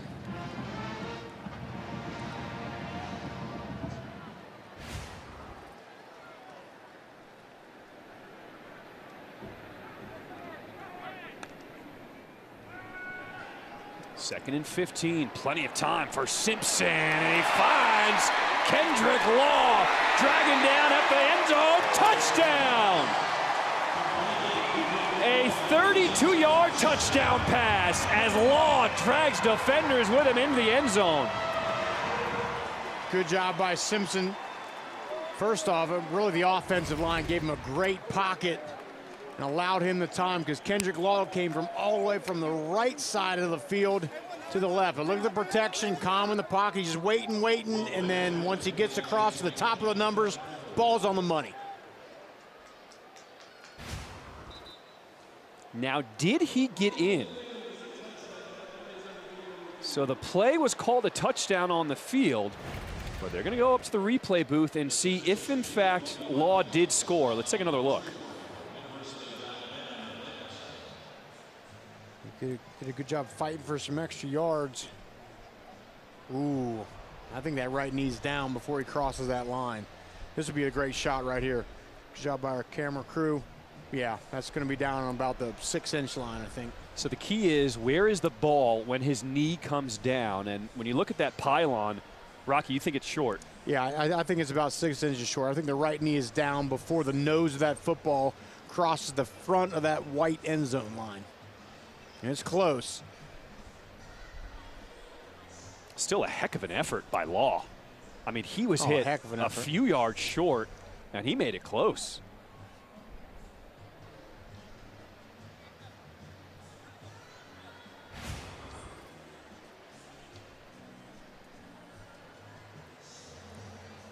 Once again, the ruling on the field is a touchdown, but you think there's enough evidence to overturn it? I do, and that's what it is, indisputable video evidence. To me, it looked like there was enough. For that After review, video evidence shows that the runner was down short of the goal line. The ball will be placed inside the 1 yard line where it will be 1st and goal. And that's the right call. Again, to me, it's clear enough where there's no wavering to it. You know, there's no, I don't know what I think. That, I mean, right there, that knee's down, and it's clear. That ball is a good 6 inches, a foot short of that end zone line.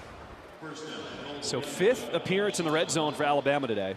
They are a perfect 4 for 4 with 4 touchdowns. They got the big boy package with 3 tight ends, and Justice Haynes is the running back. He gets the carry, and he is in there for the touchdown.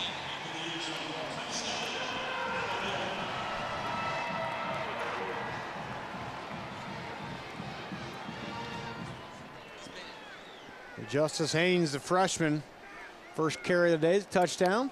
A guy they really, really like.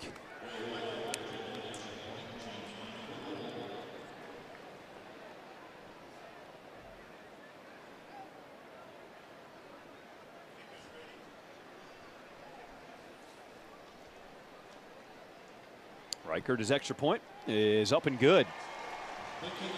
So after Chattanooga scored on back-to-back drives, Alabama responds with a touchdown of their own, and they push the lead back to 35. Come on back to Tuscaloosa after this.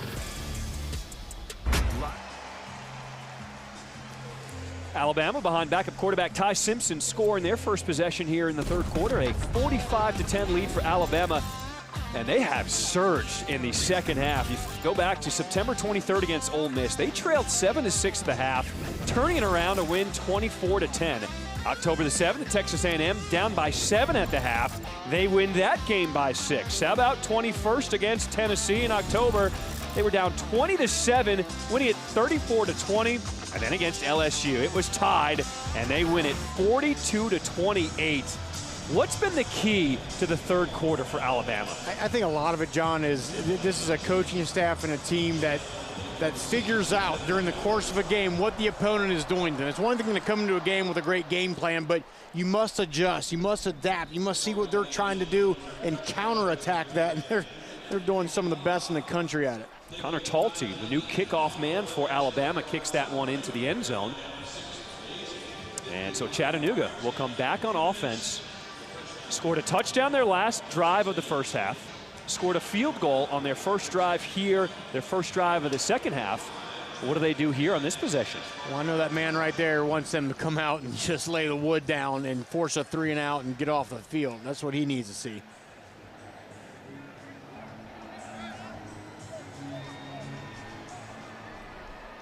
The mock start from their own 25. Quick pass to the outside.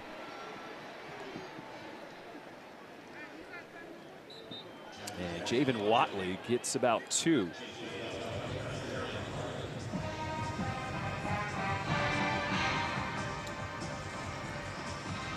You see Schomburg, his day didn't start off very well, but which is understandable in this situation, getting kind of thrown in the fire really learning a couple days ago that he was going to get the start without much experience, and since then, settled in 6-7.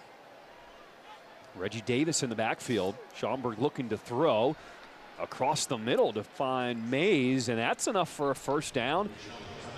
Brought down at the 39, a gain of 13. It's a nice play. Again, set up by play action, out of the shotgun. What you're trying to do is get those linebackers to bite in even a couple steps there, and then you bring that little hitch route right around the backside there and cut it in.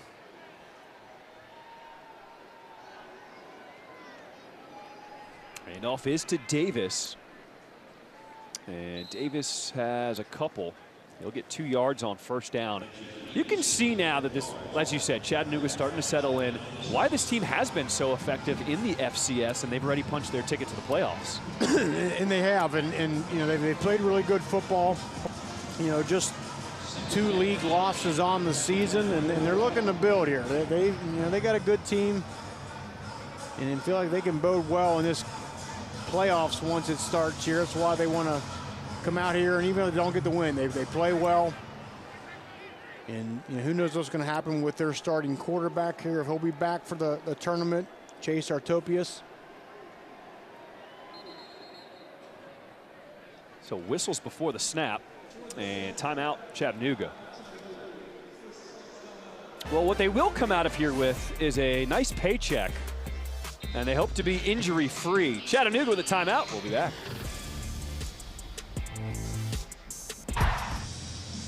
The 8th-ranked team of the country, Alabama, with a 35-point lead over Chattanooga. I know you like Michigan, Rocky. I'm not sold on them yet. I'm still not sold. I think at the end of the year, Alabama gets themselves into the playoffs. Well, I mean, there's no question they're playing great, you know, but unfortunately they have that double-digit loss to Texas here at home, so you can't forget about that. But look, I think it's all going to sort itself out. I still think Michigan has been the most consistent team all year, but this Alabama team, boy, they are on fire right now. 2nd and 8, throwing on the run. Catch is made. And we do have a penalty flag as Sam Phillips reels that one in.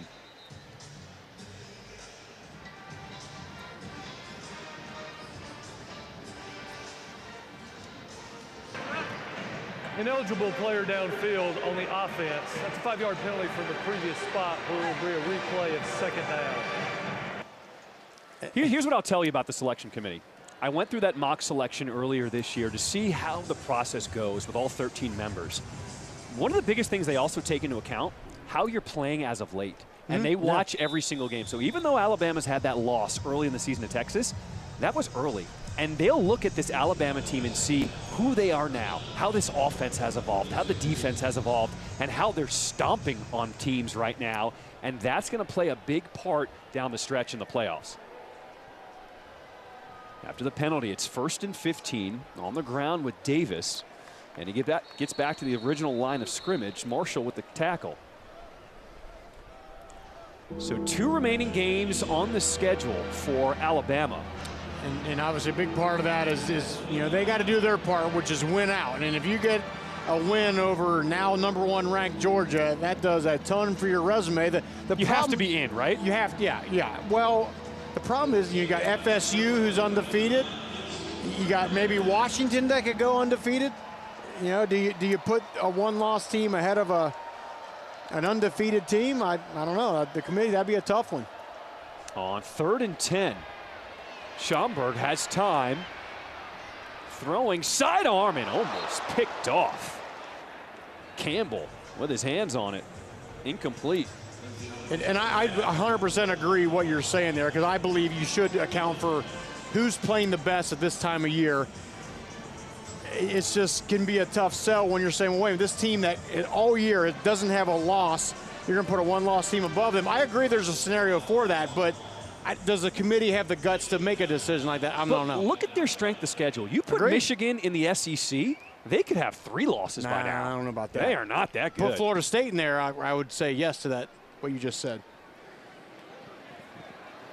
Punt return by Caleb Downs, and he finds a seam. He makes the punter look silly. Caleb Downs, show him what you got. Touchdown, Bama.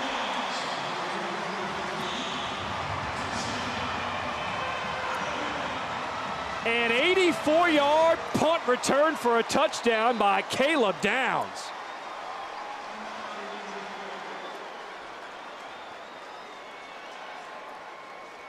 We do have an injured Chattanooga player down.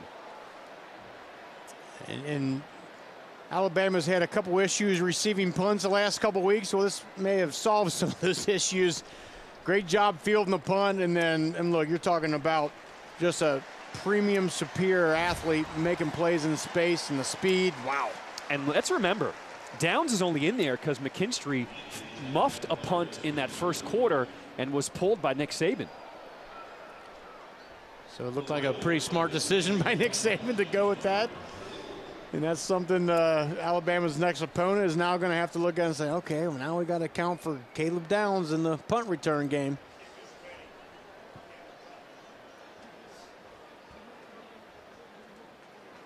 Reichard's extra point makes it 52-10 with just under 5 minutes to play here in the third.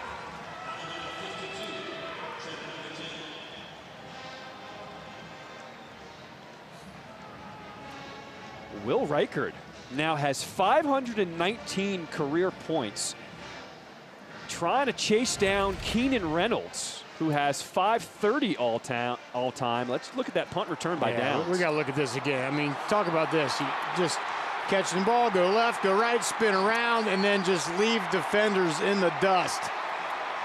There's just no real art to that thing. He said, peace. See ya. Yeah. You know, your blocker will set up a certain way, but it's all about running the daylight. And I think this is one of the hardest jobs in football. Fielding punts, you got 11 guys screaming downfield on you. That ball is high in the air. You got to not only catch it and then do something with it. It's just one of the most impressive plays in football, in my opinion.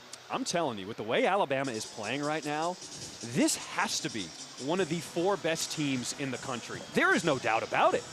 It's going to come down, again, them handling their business. And if they keep playing this way, I think they will. Still think they're going to need a little bit of help here with how it's going to work out. But I don't disagree. If you're judging just on eye test, who's looking the best and playing the best at a particular time, 100% it's Alabama. But if you consider schedule and you kind of got to beat the teams on your schedule, a double-digit loss at home will go against them. Now, I'll tell you this. All 13 committee members, they each get an iPad. They get a chance to watch every single game in college football, and they put a huge emphasis on physically watching games. Now, the games are condensed, so they're shortened so they can actually watch a lot of the games.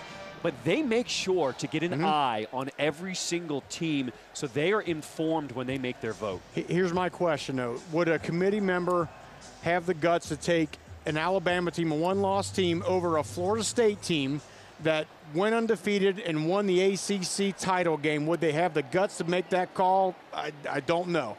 Should they? Maybe, absolutely. But would they? I don't know. Ohio State still has to play Michigan. Exactly. So there are still some things that have to be played out. Now, it'll get especially good for Alabama if it gets down to Oregon and Washington in the Pac-12 game, and Oregon would be able to beat Washington. That would give both those teams a loss. You could then make the case, okay, Alabama's better, but to put a one-loss team over an undefeated team, I don't know if the committee would have the guts to do it. The SEC champion would get left out. See, I'm with you, Schriff. That does not happen. And with the way they're playing right now and with what they have left, I mean, they still have Auburn, and I get that record is not what it usually is, but it's at Auburn. That is a tough game every single year. If they can handle business there and they go win the SEC championship in one of the best conferences in the country, you don't leave that team out. I'm with you, Schriff. I don't disagree with you, but if you have an undefeated Washington team and an undefeated Florida State team versus a one-loss Alabama team, I may very likely put Alabama in. I'm just saying the committee won't do it. Write it down. Wow. I think whoever wins the SEC automatically is in. That's a guarantee. I don't disagree with that. So if Alabama beats Georgia for the SEC championship, the same way. The ACC would have an absolute conniption fit. On 3rd and 1, a first down for Chattanooga. They pick up 7 on the ground.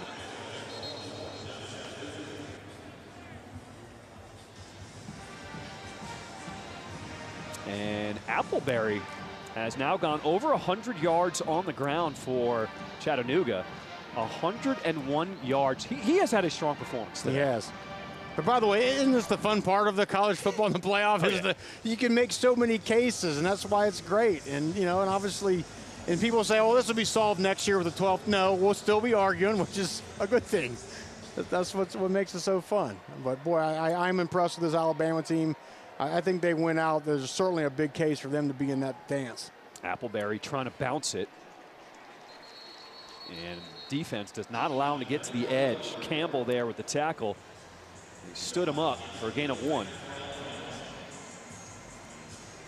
Here's the other thing I'll say about this Alabama team that maybe we haven't seen in the past, that chip on the shoulder, because everybody counted them out, right, early on. And talking to Tyler Booker, that's big for this offensive line. We have to go out and prove every single week how good we are because we were not good early on. The whole link where you can now go buy one of those T-shirts, guys. Let all the naysayers know. That's something to remember, too. This is a chip on the shoulder kind of Alabama team now.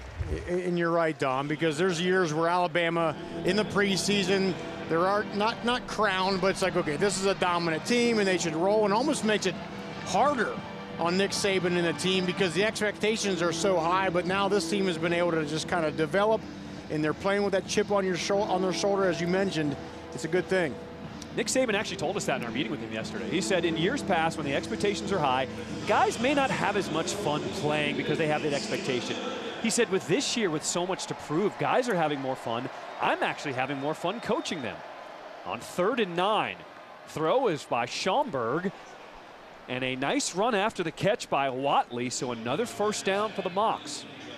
Good job of Watley staying alive there. Christian Story was barreling down. He was able to shake the tackle and get the first. How about we check in on the All-State Playoff Predictor? The best chance to win a title. Ohio State is in the front with 22%. Alabama right now at just 7%. What do they say? But if you're a stock, buy low, sell high. Sell high, yeah. I'll tell you what, I mean, I'll say this emphatically. I wouldn't want to play Alabama right now. If I'm Georgia, Michigan, I don't care who it is. Reggie Davis with a speed burst. He picks up 3. And I think what impressed me, too, is when you play a team from the FCS, there's a potential to play down to your competition. We did not see that at all today, and we heard that from everyone this week, how much Nick Saban has preached that. Keep momentum going. Keep what we've built this season, because once you fall off that track, it is hard to get back on. And there's been no let-up from Alabama. Yeah, I mean, maintaining that rhythm. He said once you lose rhythm, it's hard to get it back. That's why he just cannot, this time of the season, let it go. 2nd and 7. Davis lowers his shoulder. And he is thrown back after getting back to the line of scrimmage by Campbell. Campbell's been super active, been around the ball. He's done a good job. This whole defense, with some lapses here and there, as we see Caleb Downs coming off the field there. Alabama putting 4 fingers in the air. Last quarter of play this season at Bryant-Denny Stadium coming up after this. Welcome back to Tuscaloosa. One more quarter to go here with head coach Nick Saban. Coach, you told me at halftime you wanted your defense to shore up a few things. What are you thinking about them on this drive? Well, we're not playing like we need to play, but we're getting to play a lot of players, so it's good experience for them. And we got to get off the field on 3rd down. That's the key to the drill. Thank you, Coach. Thank you. Well, this is 3rd down, and we have penalty flags blowing this one dead.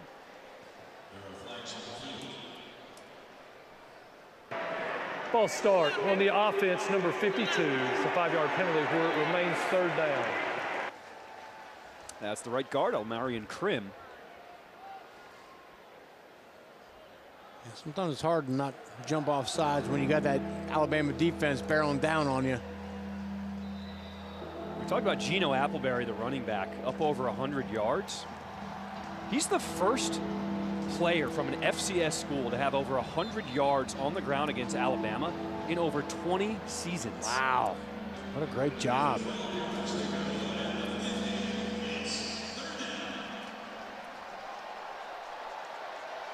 We start this 4th quarter with a 3rd and 12. Reggie Davis, a run on the ground to the right side. He'll be well short. And that's where the penalty just killed them, because they get backed up, and 3rd and long, you don't necessarily want to put one in the air and got to run the ball. They stop it, and here comes a punt. And you don't want to kick it to Caleb Downs, who just returned a punt for a touchdown the last time out. Yeah, I think they're going to try to directionally kick this thing to the sideline, if not out of bounds. So Downs is waiting on his 10-yard line. A high sky punt from Cryle. Put in the end go zone. into the end zone. Alabama up by 42. We come back to Bryant Denny after this.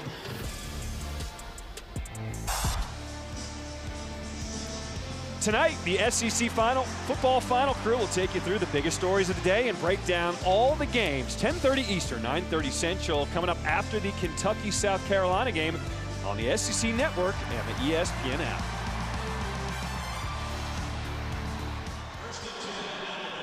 So Ty Simpson stays in at quarterback for Alabama for their first drive here in this fourth quarter. Handoff is to Miller. And Miller is driven into the ground after a gain of 5 by Kobe Joseph.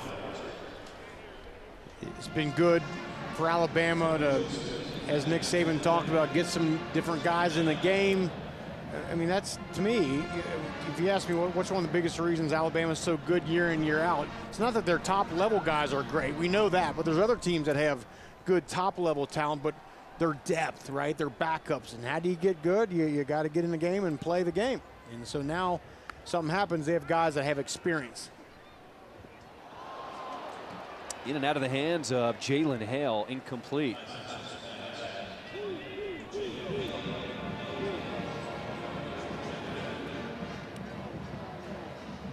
I mean, Jalen Hale, true freshman, trying to get him more involved. God, they love how high his ceiling is, fast. And to your point, that's why these snaps are so important, because Jalen Hale is a guy who they think is going to be the superstar wide receiver in the future. First third down of the half, but we've got a penalty flag. False start on the offense, number 54. That's a 5-yard penalty where it remains third down. And there's a backup freshman offensive lineman, McVay, that was moving his feet around as that ball was getting ready to be snapped. Another 350-pounder for that Alabama offensive line. Still not many penalties, just 3 penalties each team.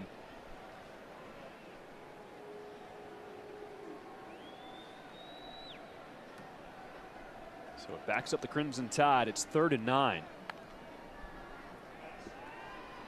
Simpson flushed out to his left. He's going to try to pick it up with his legs. He does and more. Simpson crossing the 50, inside the 35, on his feet.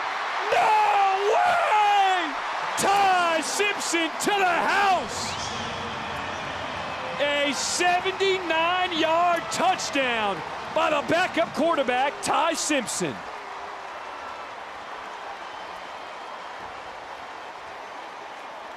Wow. Talking about Simpson not being quite the runner Jalen Milroe is. I don't know, maybe he heard that. And this boy can scoot. We knew he's a dual threat quarterback, but about the speed in the open field, nice job blocking downfield as well by Kendrick Law, helping him escort him to the end zone. Just don't drop that ball too soon, though, Ty Simpson. We've seen that be an issue this year. 79 yards. That is the longest run of the season for Alabama. Credit to Ty Simpson. I'm telling you, this is what they're looking at. Did he drop that ball too soon? Oh, boy. I saw it. Oh, boy. I saw it. So they go to the replay to see if Ty Simpson did, in fact, score. Take a look, it gets the block downfield, but when does he start to let loose of this ball? Oh, no. Oh. See, I mean, when are players going to learn? When are players going to learn? How many instances, how many times do these shots get put out on Twitter and Instagram of people doing this? What happened last week with Washington, right? It's just, it's absolutely insane why you would even flirt with that being an issue. And you know that's one of the things that will not make Nick Saban happy. You can't understand. It's very simple. Cross the end zone, throw the ball to the referee. I mean, it should just be a habit. If you're an offensive guy, you score a touchdown, you physically hand or toss the ball to the referee, and that's. But is there enough evidence to overturn it? That's my question. I'm still not convinced where he dropped this ball. It was ruled a touchdown on the field. I mean, right there, that ball's coming out of his hand before the line, but then the ball lands in the end zone. But I think this is going to be overturned. And okay, so what is Nick Saban telling his young saying, quarterback? why would you even After make video this an issue? review, evidence shows that the runner dropped the ball prior to breaking the goal line plane. The fumble occurred inside the 1 yard line where it rolled dead in the end zone. By rule, the ball will be returned to the 1.5 yard line where it will be first and goal. Nick Saban will not even look at his young quarterback. No, again, he's just saying, how would you even allow that to be an issue? So because there was no clear recovery in the end zone, this ball will be spotted at the 1 yard half line. And Simpson is sick right now, but again, how many times does this have to happen before players understand the message of just don't even make it close? There's no reason to flip the ball to the referee, and it's not an issue. So Richard Young, now the running back to the left of Simpson.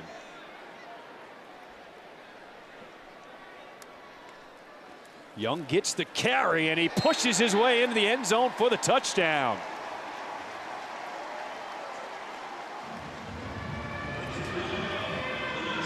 Well, they get the touchdown anyway, but Ty Simpson is going to be sick, and I know he is right now. And that man right there, he's probably going to have something to say about it in the meeting room on Monday, if not sooner. So as it stands, it's now officially a 78-yard run by Ty Simpson. Still the longest run of the season by Alabama, but it was capped off by Richard Young.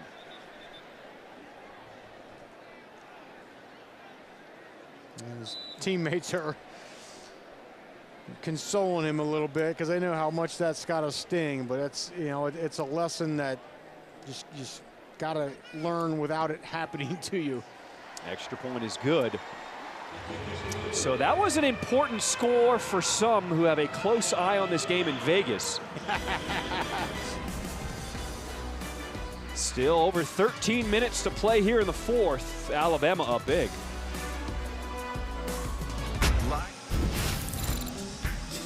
Well, Alabama has been in this position before. You go back to 2021. They play at Auburn November 27th. Alabama goes 97 yards in the final 2 minutes to tie it up. They eventually would win it in 4 overtimes to save their chance at a playoff. Then, in the SEC championship game, December 4th, they took it to Georgia, who was then #1. Rocky, it's all setting up to how we've seen it play out before. Alabama has a chance to control their destiny. That's right. It is very similar because they had a loss earlier in that season as well. Just like this one, it was early enough where they've had time to right the ship and correct things and build momentum. I still say, as the committee sees it, they're probably going to need some help. But you know, all they can control is how they play, and right now they are playing lights out. Mays spun down as soon as he crosses the 20. Now, when you look at the score, obviously it's been lights out for Alabama, but there are some things, if you want to pick at, that they could theoretically clean up, right? Yeah, the punt return was dropped earlier on by McKinstry. They've had a couple of chances at interceptions that have been dropped. They've let Chattanooga have a rusher run for over 100 yards on the ground. Yeah, no, absolutely. You had a quarterback drop the ball short of the end zone. There's things that, and Nick Saban is not a bury the film guy. Some go after a lot. Something happens. Let's just not watch it. No, they're going to watch. They're going to correct. They're going to be point out the things they need to continue to get better at. But I still think, obviously, everything is going to be very positive coming out of this game though as well. Appleberry adds to his rush total. He picks up 2 more yards. How cool of a conversation did we have with defensive coordinator Kevin Steele yesterday? He said, I was the very first hire when Nick Saban originally got this job. He goes, I know him pretty much better than anybody else. He goes, he loves his schedule, and he keeps to his habits and his routine. He goes, If it's 10:30 on Monday, I know exactly where he's going to be. If it's Tuesday at 9 o'clock, I know exactly what he's going to be doing. And he starts his morning every morning off with the Little Debbie snack cakes and the coffee, and every day. Schaumburg going downfield, throws it out of bounds, incomplete, was looking for Mays. And you see a lot of that, a lot of very highly successful people, CEOs, their routine, right? They just want to get in that groove, and that's where they're comfortable. That's how they operate. And, and I just love what Steele said, too, just in terms of, he's seen it, Nick Saban back in the day, in 2007 to now. Nothing has changed. How involved he is hasn't changed. It's exactly the same over a couple decades, so it's incredible.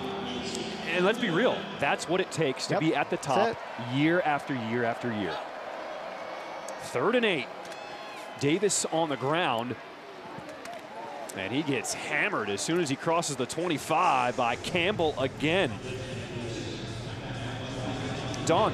Yeah, you guys talking about the routine, and this week with this Chattanooga game, that has come up again because he talked about how it's so important to stay in that routine. He wakes up every day, lets his dog out, has those oatmeal cream pies, 2 of them. So you guys know I had to dig a little bit deeper because I couldn't stop imagining what his pantry looked like if he's having 14 oatmeal cream pies a week, right? It's every morning.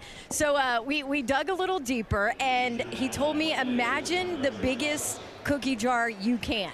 He has one bigger than that at home with all his Little Debbie cookies in it, and then one at the office. He also joked, guys, pointed out, everyone gives him such a hard time about the cookie jar, but every time he turns around, there's somebody else with their hand in the cookie jar, right? Yeah, Coach, why you eating so many of these as they go and stuff one in their mouth as well?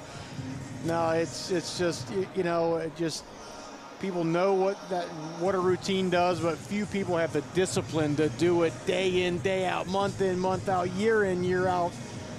And he does. And it works for him, and so he's going to keep doing it. Speaking of discipline, we went out of our booth here. This is probably the best spread I've ever seen in any stadium. Correct. Talking about the candy cookie table with about 15 different options. Rocky, you showed some discipline staying away, man. I was impressed. I thought that's where you were going with that. Yes, I did some discipline. I wanted the gelato cup, but I passed. Hey, good punt as Downs will field it at his 20. Trying to make something happen and will be forced out of bounds as soon as he crosses the 25. Alabama is up big on Senior Day. Still plenty of time to play here in the 4th.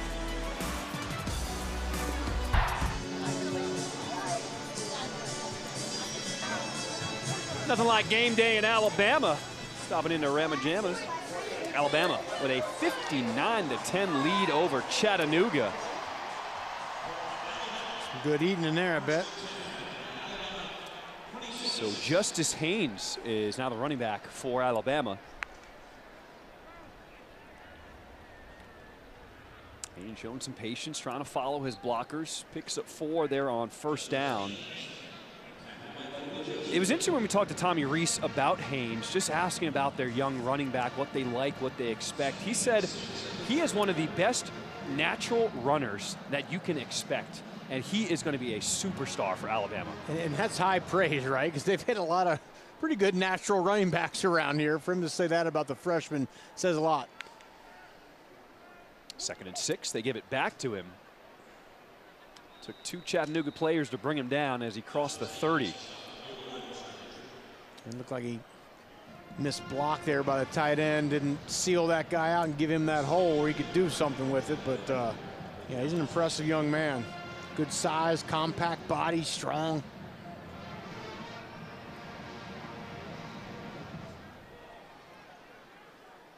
Three wide receivers to the bottom of your screen on 3rd and 6.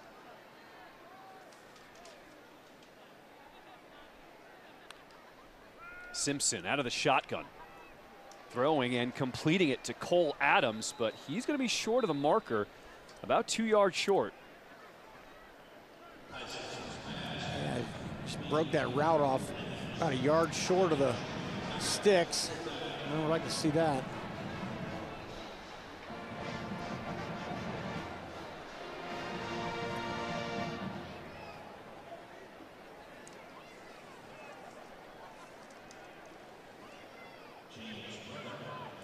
So James Burnham is on to punt for Alabama, as Jamoy Mays is the deep man, waiting for it at his own 20.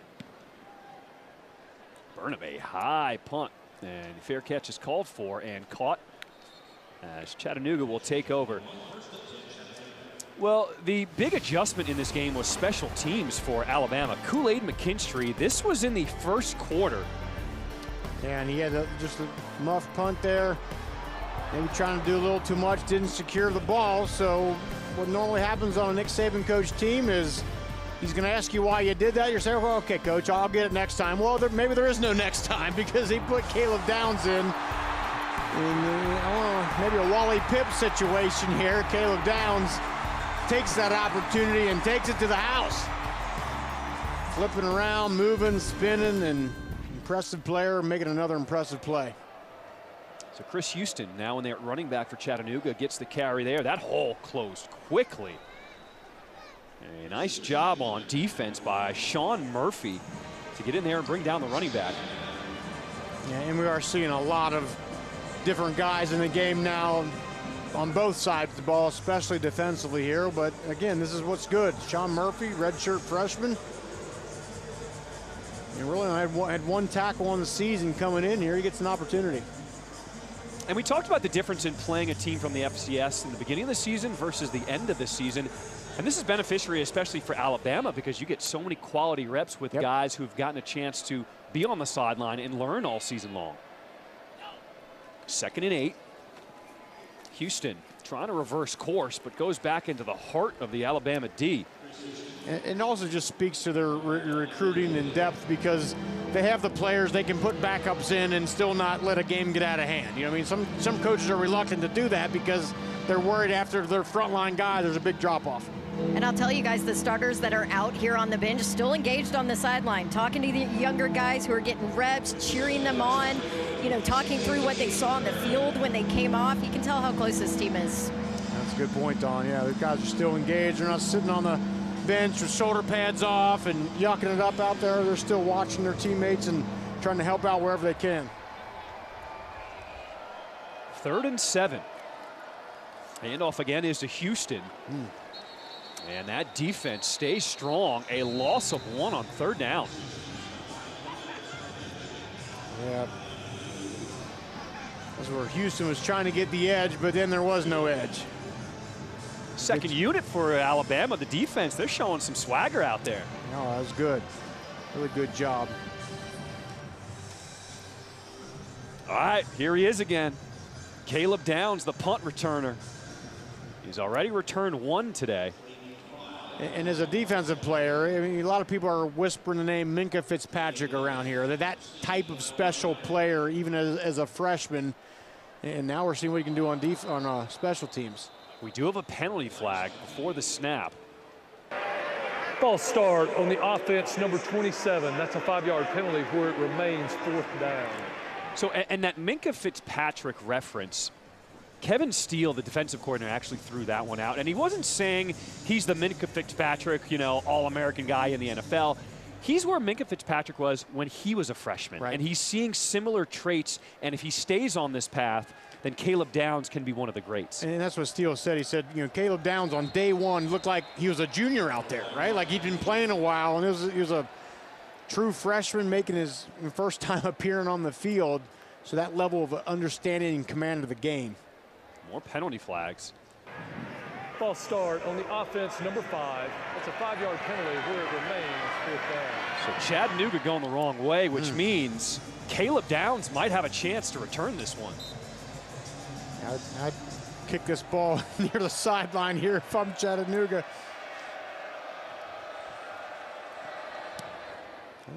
A low wobbly kick, and Downs lets it bounce in front of him. They will check up at the 45.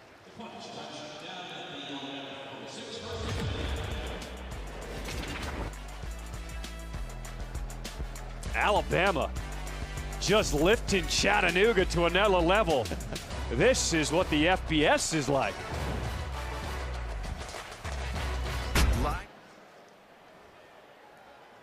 Welcome back. Alabama now using their 3rd quarterback of the day, Dylan Lonergan.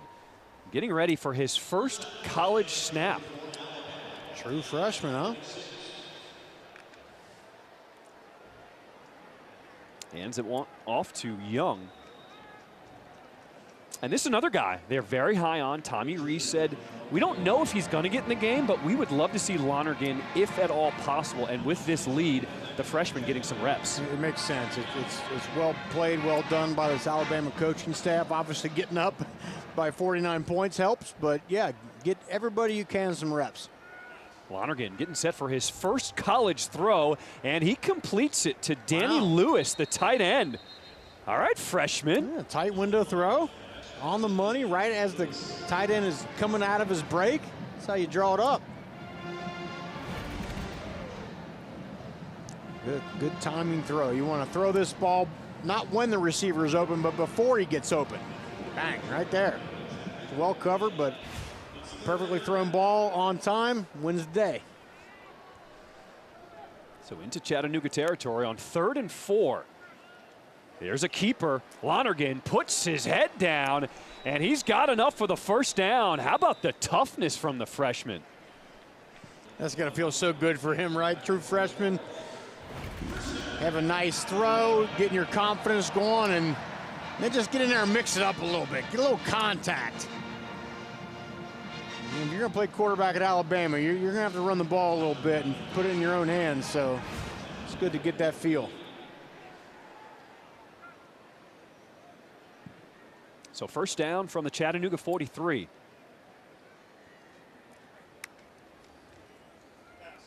Throw completes again. Lonergan is 2 for 2. He finds Cole Adams for a gain of 7. A little out route at 6 to 10 is working. Got that one down. You know he's got to be feeling some nerves, right? His first college snap at home inside Bryant Denny, but he has been looking pretty smooth so far. 2nd and 3. Haynes get the carry, and he'll have enough to move the sticks for a first down.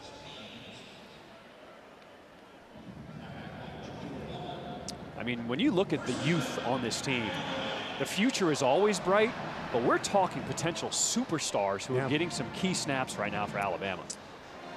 Alabama knows how to recruit. I mean, a lot of it is, of course, Nick Saban. And look, I mean, his pitch is, look, come here. We'll develop you. We win national titles. All of our guys, a lot of them go to the league. You come in here and you trust our process, it'll work. Haynes bounces it to the outside. Touchdown, Bama. A 33-yard scamper. And you see why they love Justice Haynes. He's got big play potential every time he touches it.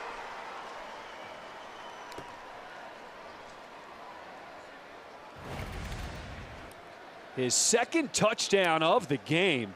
Take another look. And it pulled 2 guys from the right to the left, and then just good job reading the blocks, find the daylight, and then the speed. Once you get that edge, do you have the speed to get it down the sideline? And that's it. Good job with the fancy footwork as well. 5 rushing touchdowns for Alabama today. Should have been 6. Or, well, no, I'm sorry. Well, the one didn't count.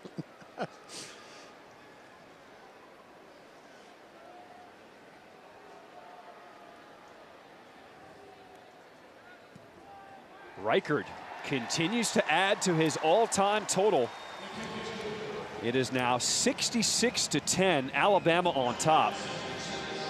And Reichard, 1 point behind Dixon to tie him for number 2 all-time, and just 9 points behind tying Keenan Reynolds for number 1. It's incredible. It's just a good example of consistency. That's what you got to do, right? As a player, certainly as a kicker, consistency. Can you do it game in, game out? That man's done it.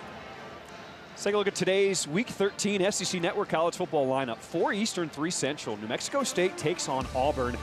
That's a sneaky good game. Diego Pavia, quarterback for New Mexico State. He can sling it with the best of them. A former wrestler. He likes to get dirty. That could be a fun matchup. Then Kentucky faces South Carolina in our SEC Saturday night matchup All games are also available on the ESPN app. We should ask Don, how do you feel about your Auburn Tigers there, Don, about New Mexico State and Auburn moving forward? Dawn is currently running with security behind her. I see her. So it's okay. We'll give her a pass right now. She had to cut through. She's tracking down a story. She's behind the Alabama sideline, getting through all the maze. A short kick, fielded at the 10 by Mays. Is tackled, brought down as soon as he crosses the 25. I promise I wasn't avoiding the question, boys. She was picking up and putting them down there, moving from one side of the field to the next. That was impressive, Don. You may be tired just looking at it. Yeah, I'll be hurting in the morning, don't worry. Dawn, a proud graduate of. Why are you pointing this out? Are you trying to blow my Twitter feed up right Yes. now? We were just mentioning the Auburn-New Mexico State game coming up next, and I know you might have a connection to that game. I might, but I will not say what I want to say because I am on this sideline. What did Coach Steele say? Davenport, what are you doing on the wrong side of the state? Oh,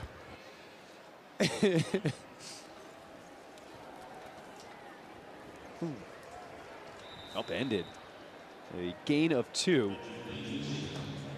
Obviously, you look at the score, you're like, whoa, Alabama's putting it on Chattanooga. But Chattanooga had some flashes today to show you why they're one of the better teams in the FCS. They did. They started off really, really slow. As we've discussed, Luke Schomburg thrown into action here late in the week, making his first start. And you know, noticeably unsettled early on, but then he settled in there. Second quarter, got some great running by Geno Appleberry. That really helped. Under 3 minutes to play here in the fourth. 2nd and 8 coming up for the Mocs.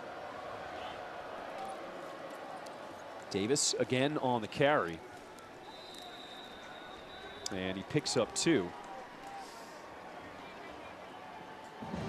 Chattanooga scored a touchdown their last drive of the first half, and then they scored a field goal their first drive of the second half.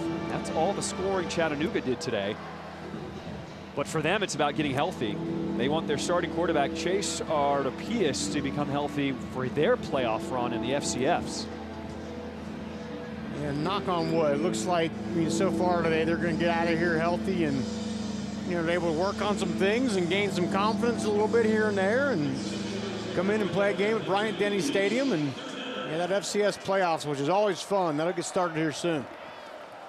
3rd and 6. Davis again, and he'll be brought down short.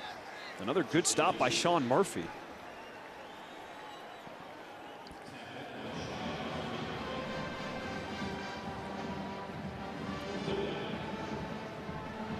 Well, as the clock continues to tick, certainly want to remember the seniors here for Alabama. 23 seniors honored before the game. Part of this class that won that 2020 national championship here at Alabama. You remember your senior day at Notre Dame, what that was like? I do. I'm glad you brought that up. You know, it's one of those things I remember just thinking, God, it went so fast. And I'm telling you right now, every one of these seniors on Alabama's team is saying the exact same thing. You're thinking, oh, 4 years, 5 years. It's not a lot of time, and a lot goes on and goes fast.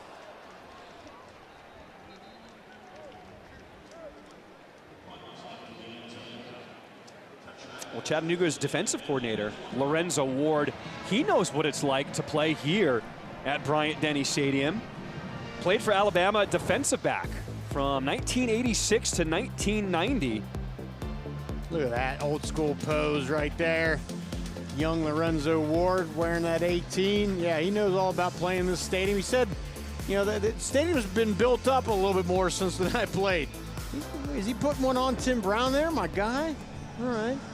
Lorenzo Ward, good player. Good coach. Coached a few places, South Carolina for a little bit, and he has a home now here in Chattanooga. He knows how special it is to come inside Bryant-Denny Stadium. How special these fans are. I mean, let's be real. I know you're a Notre Dame guy, you're biased.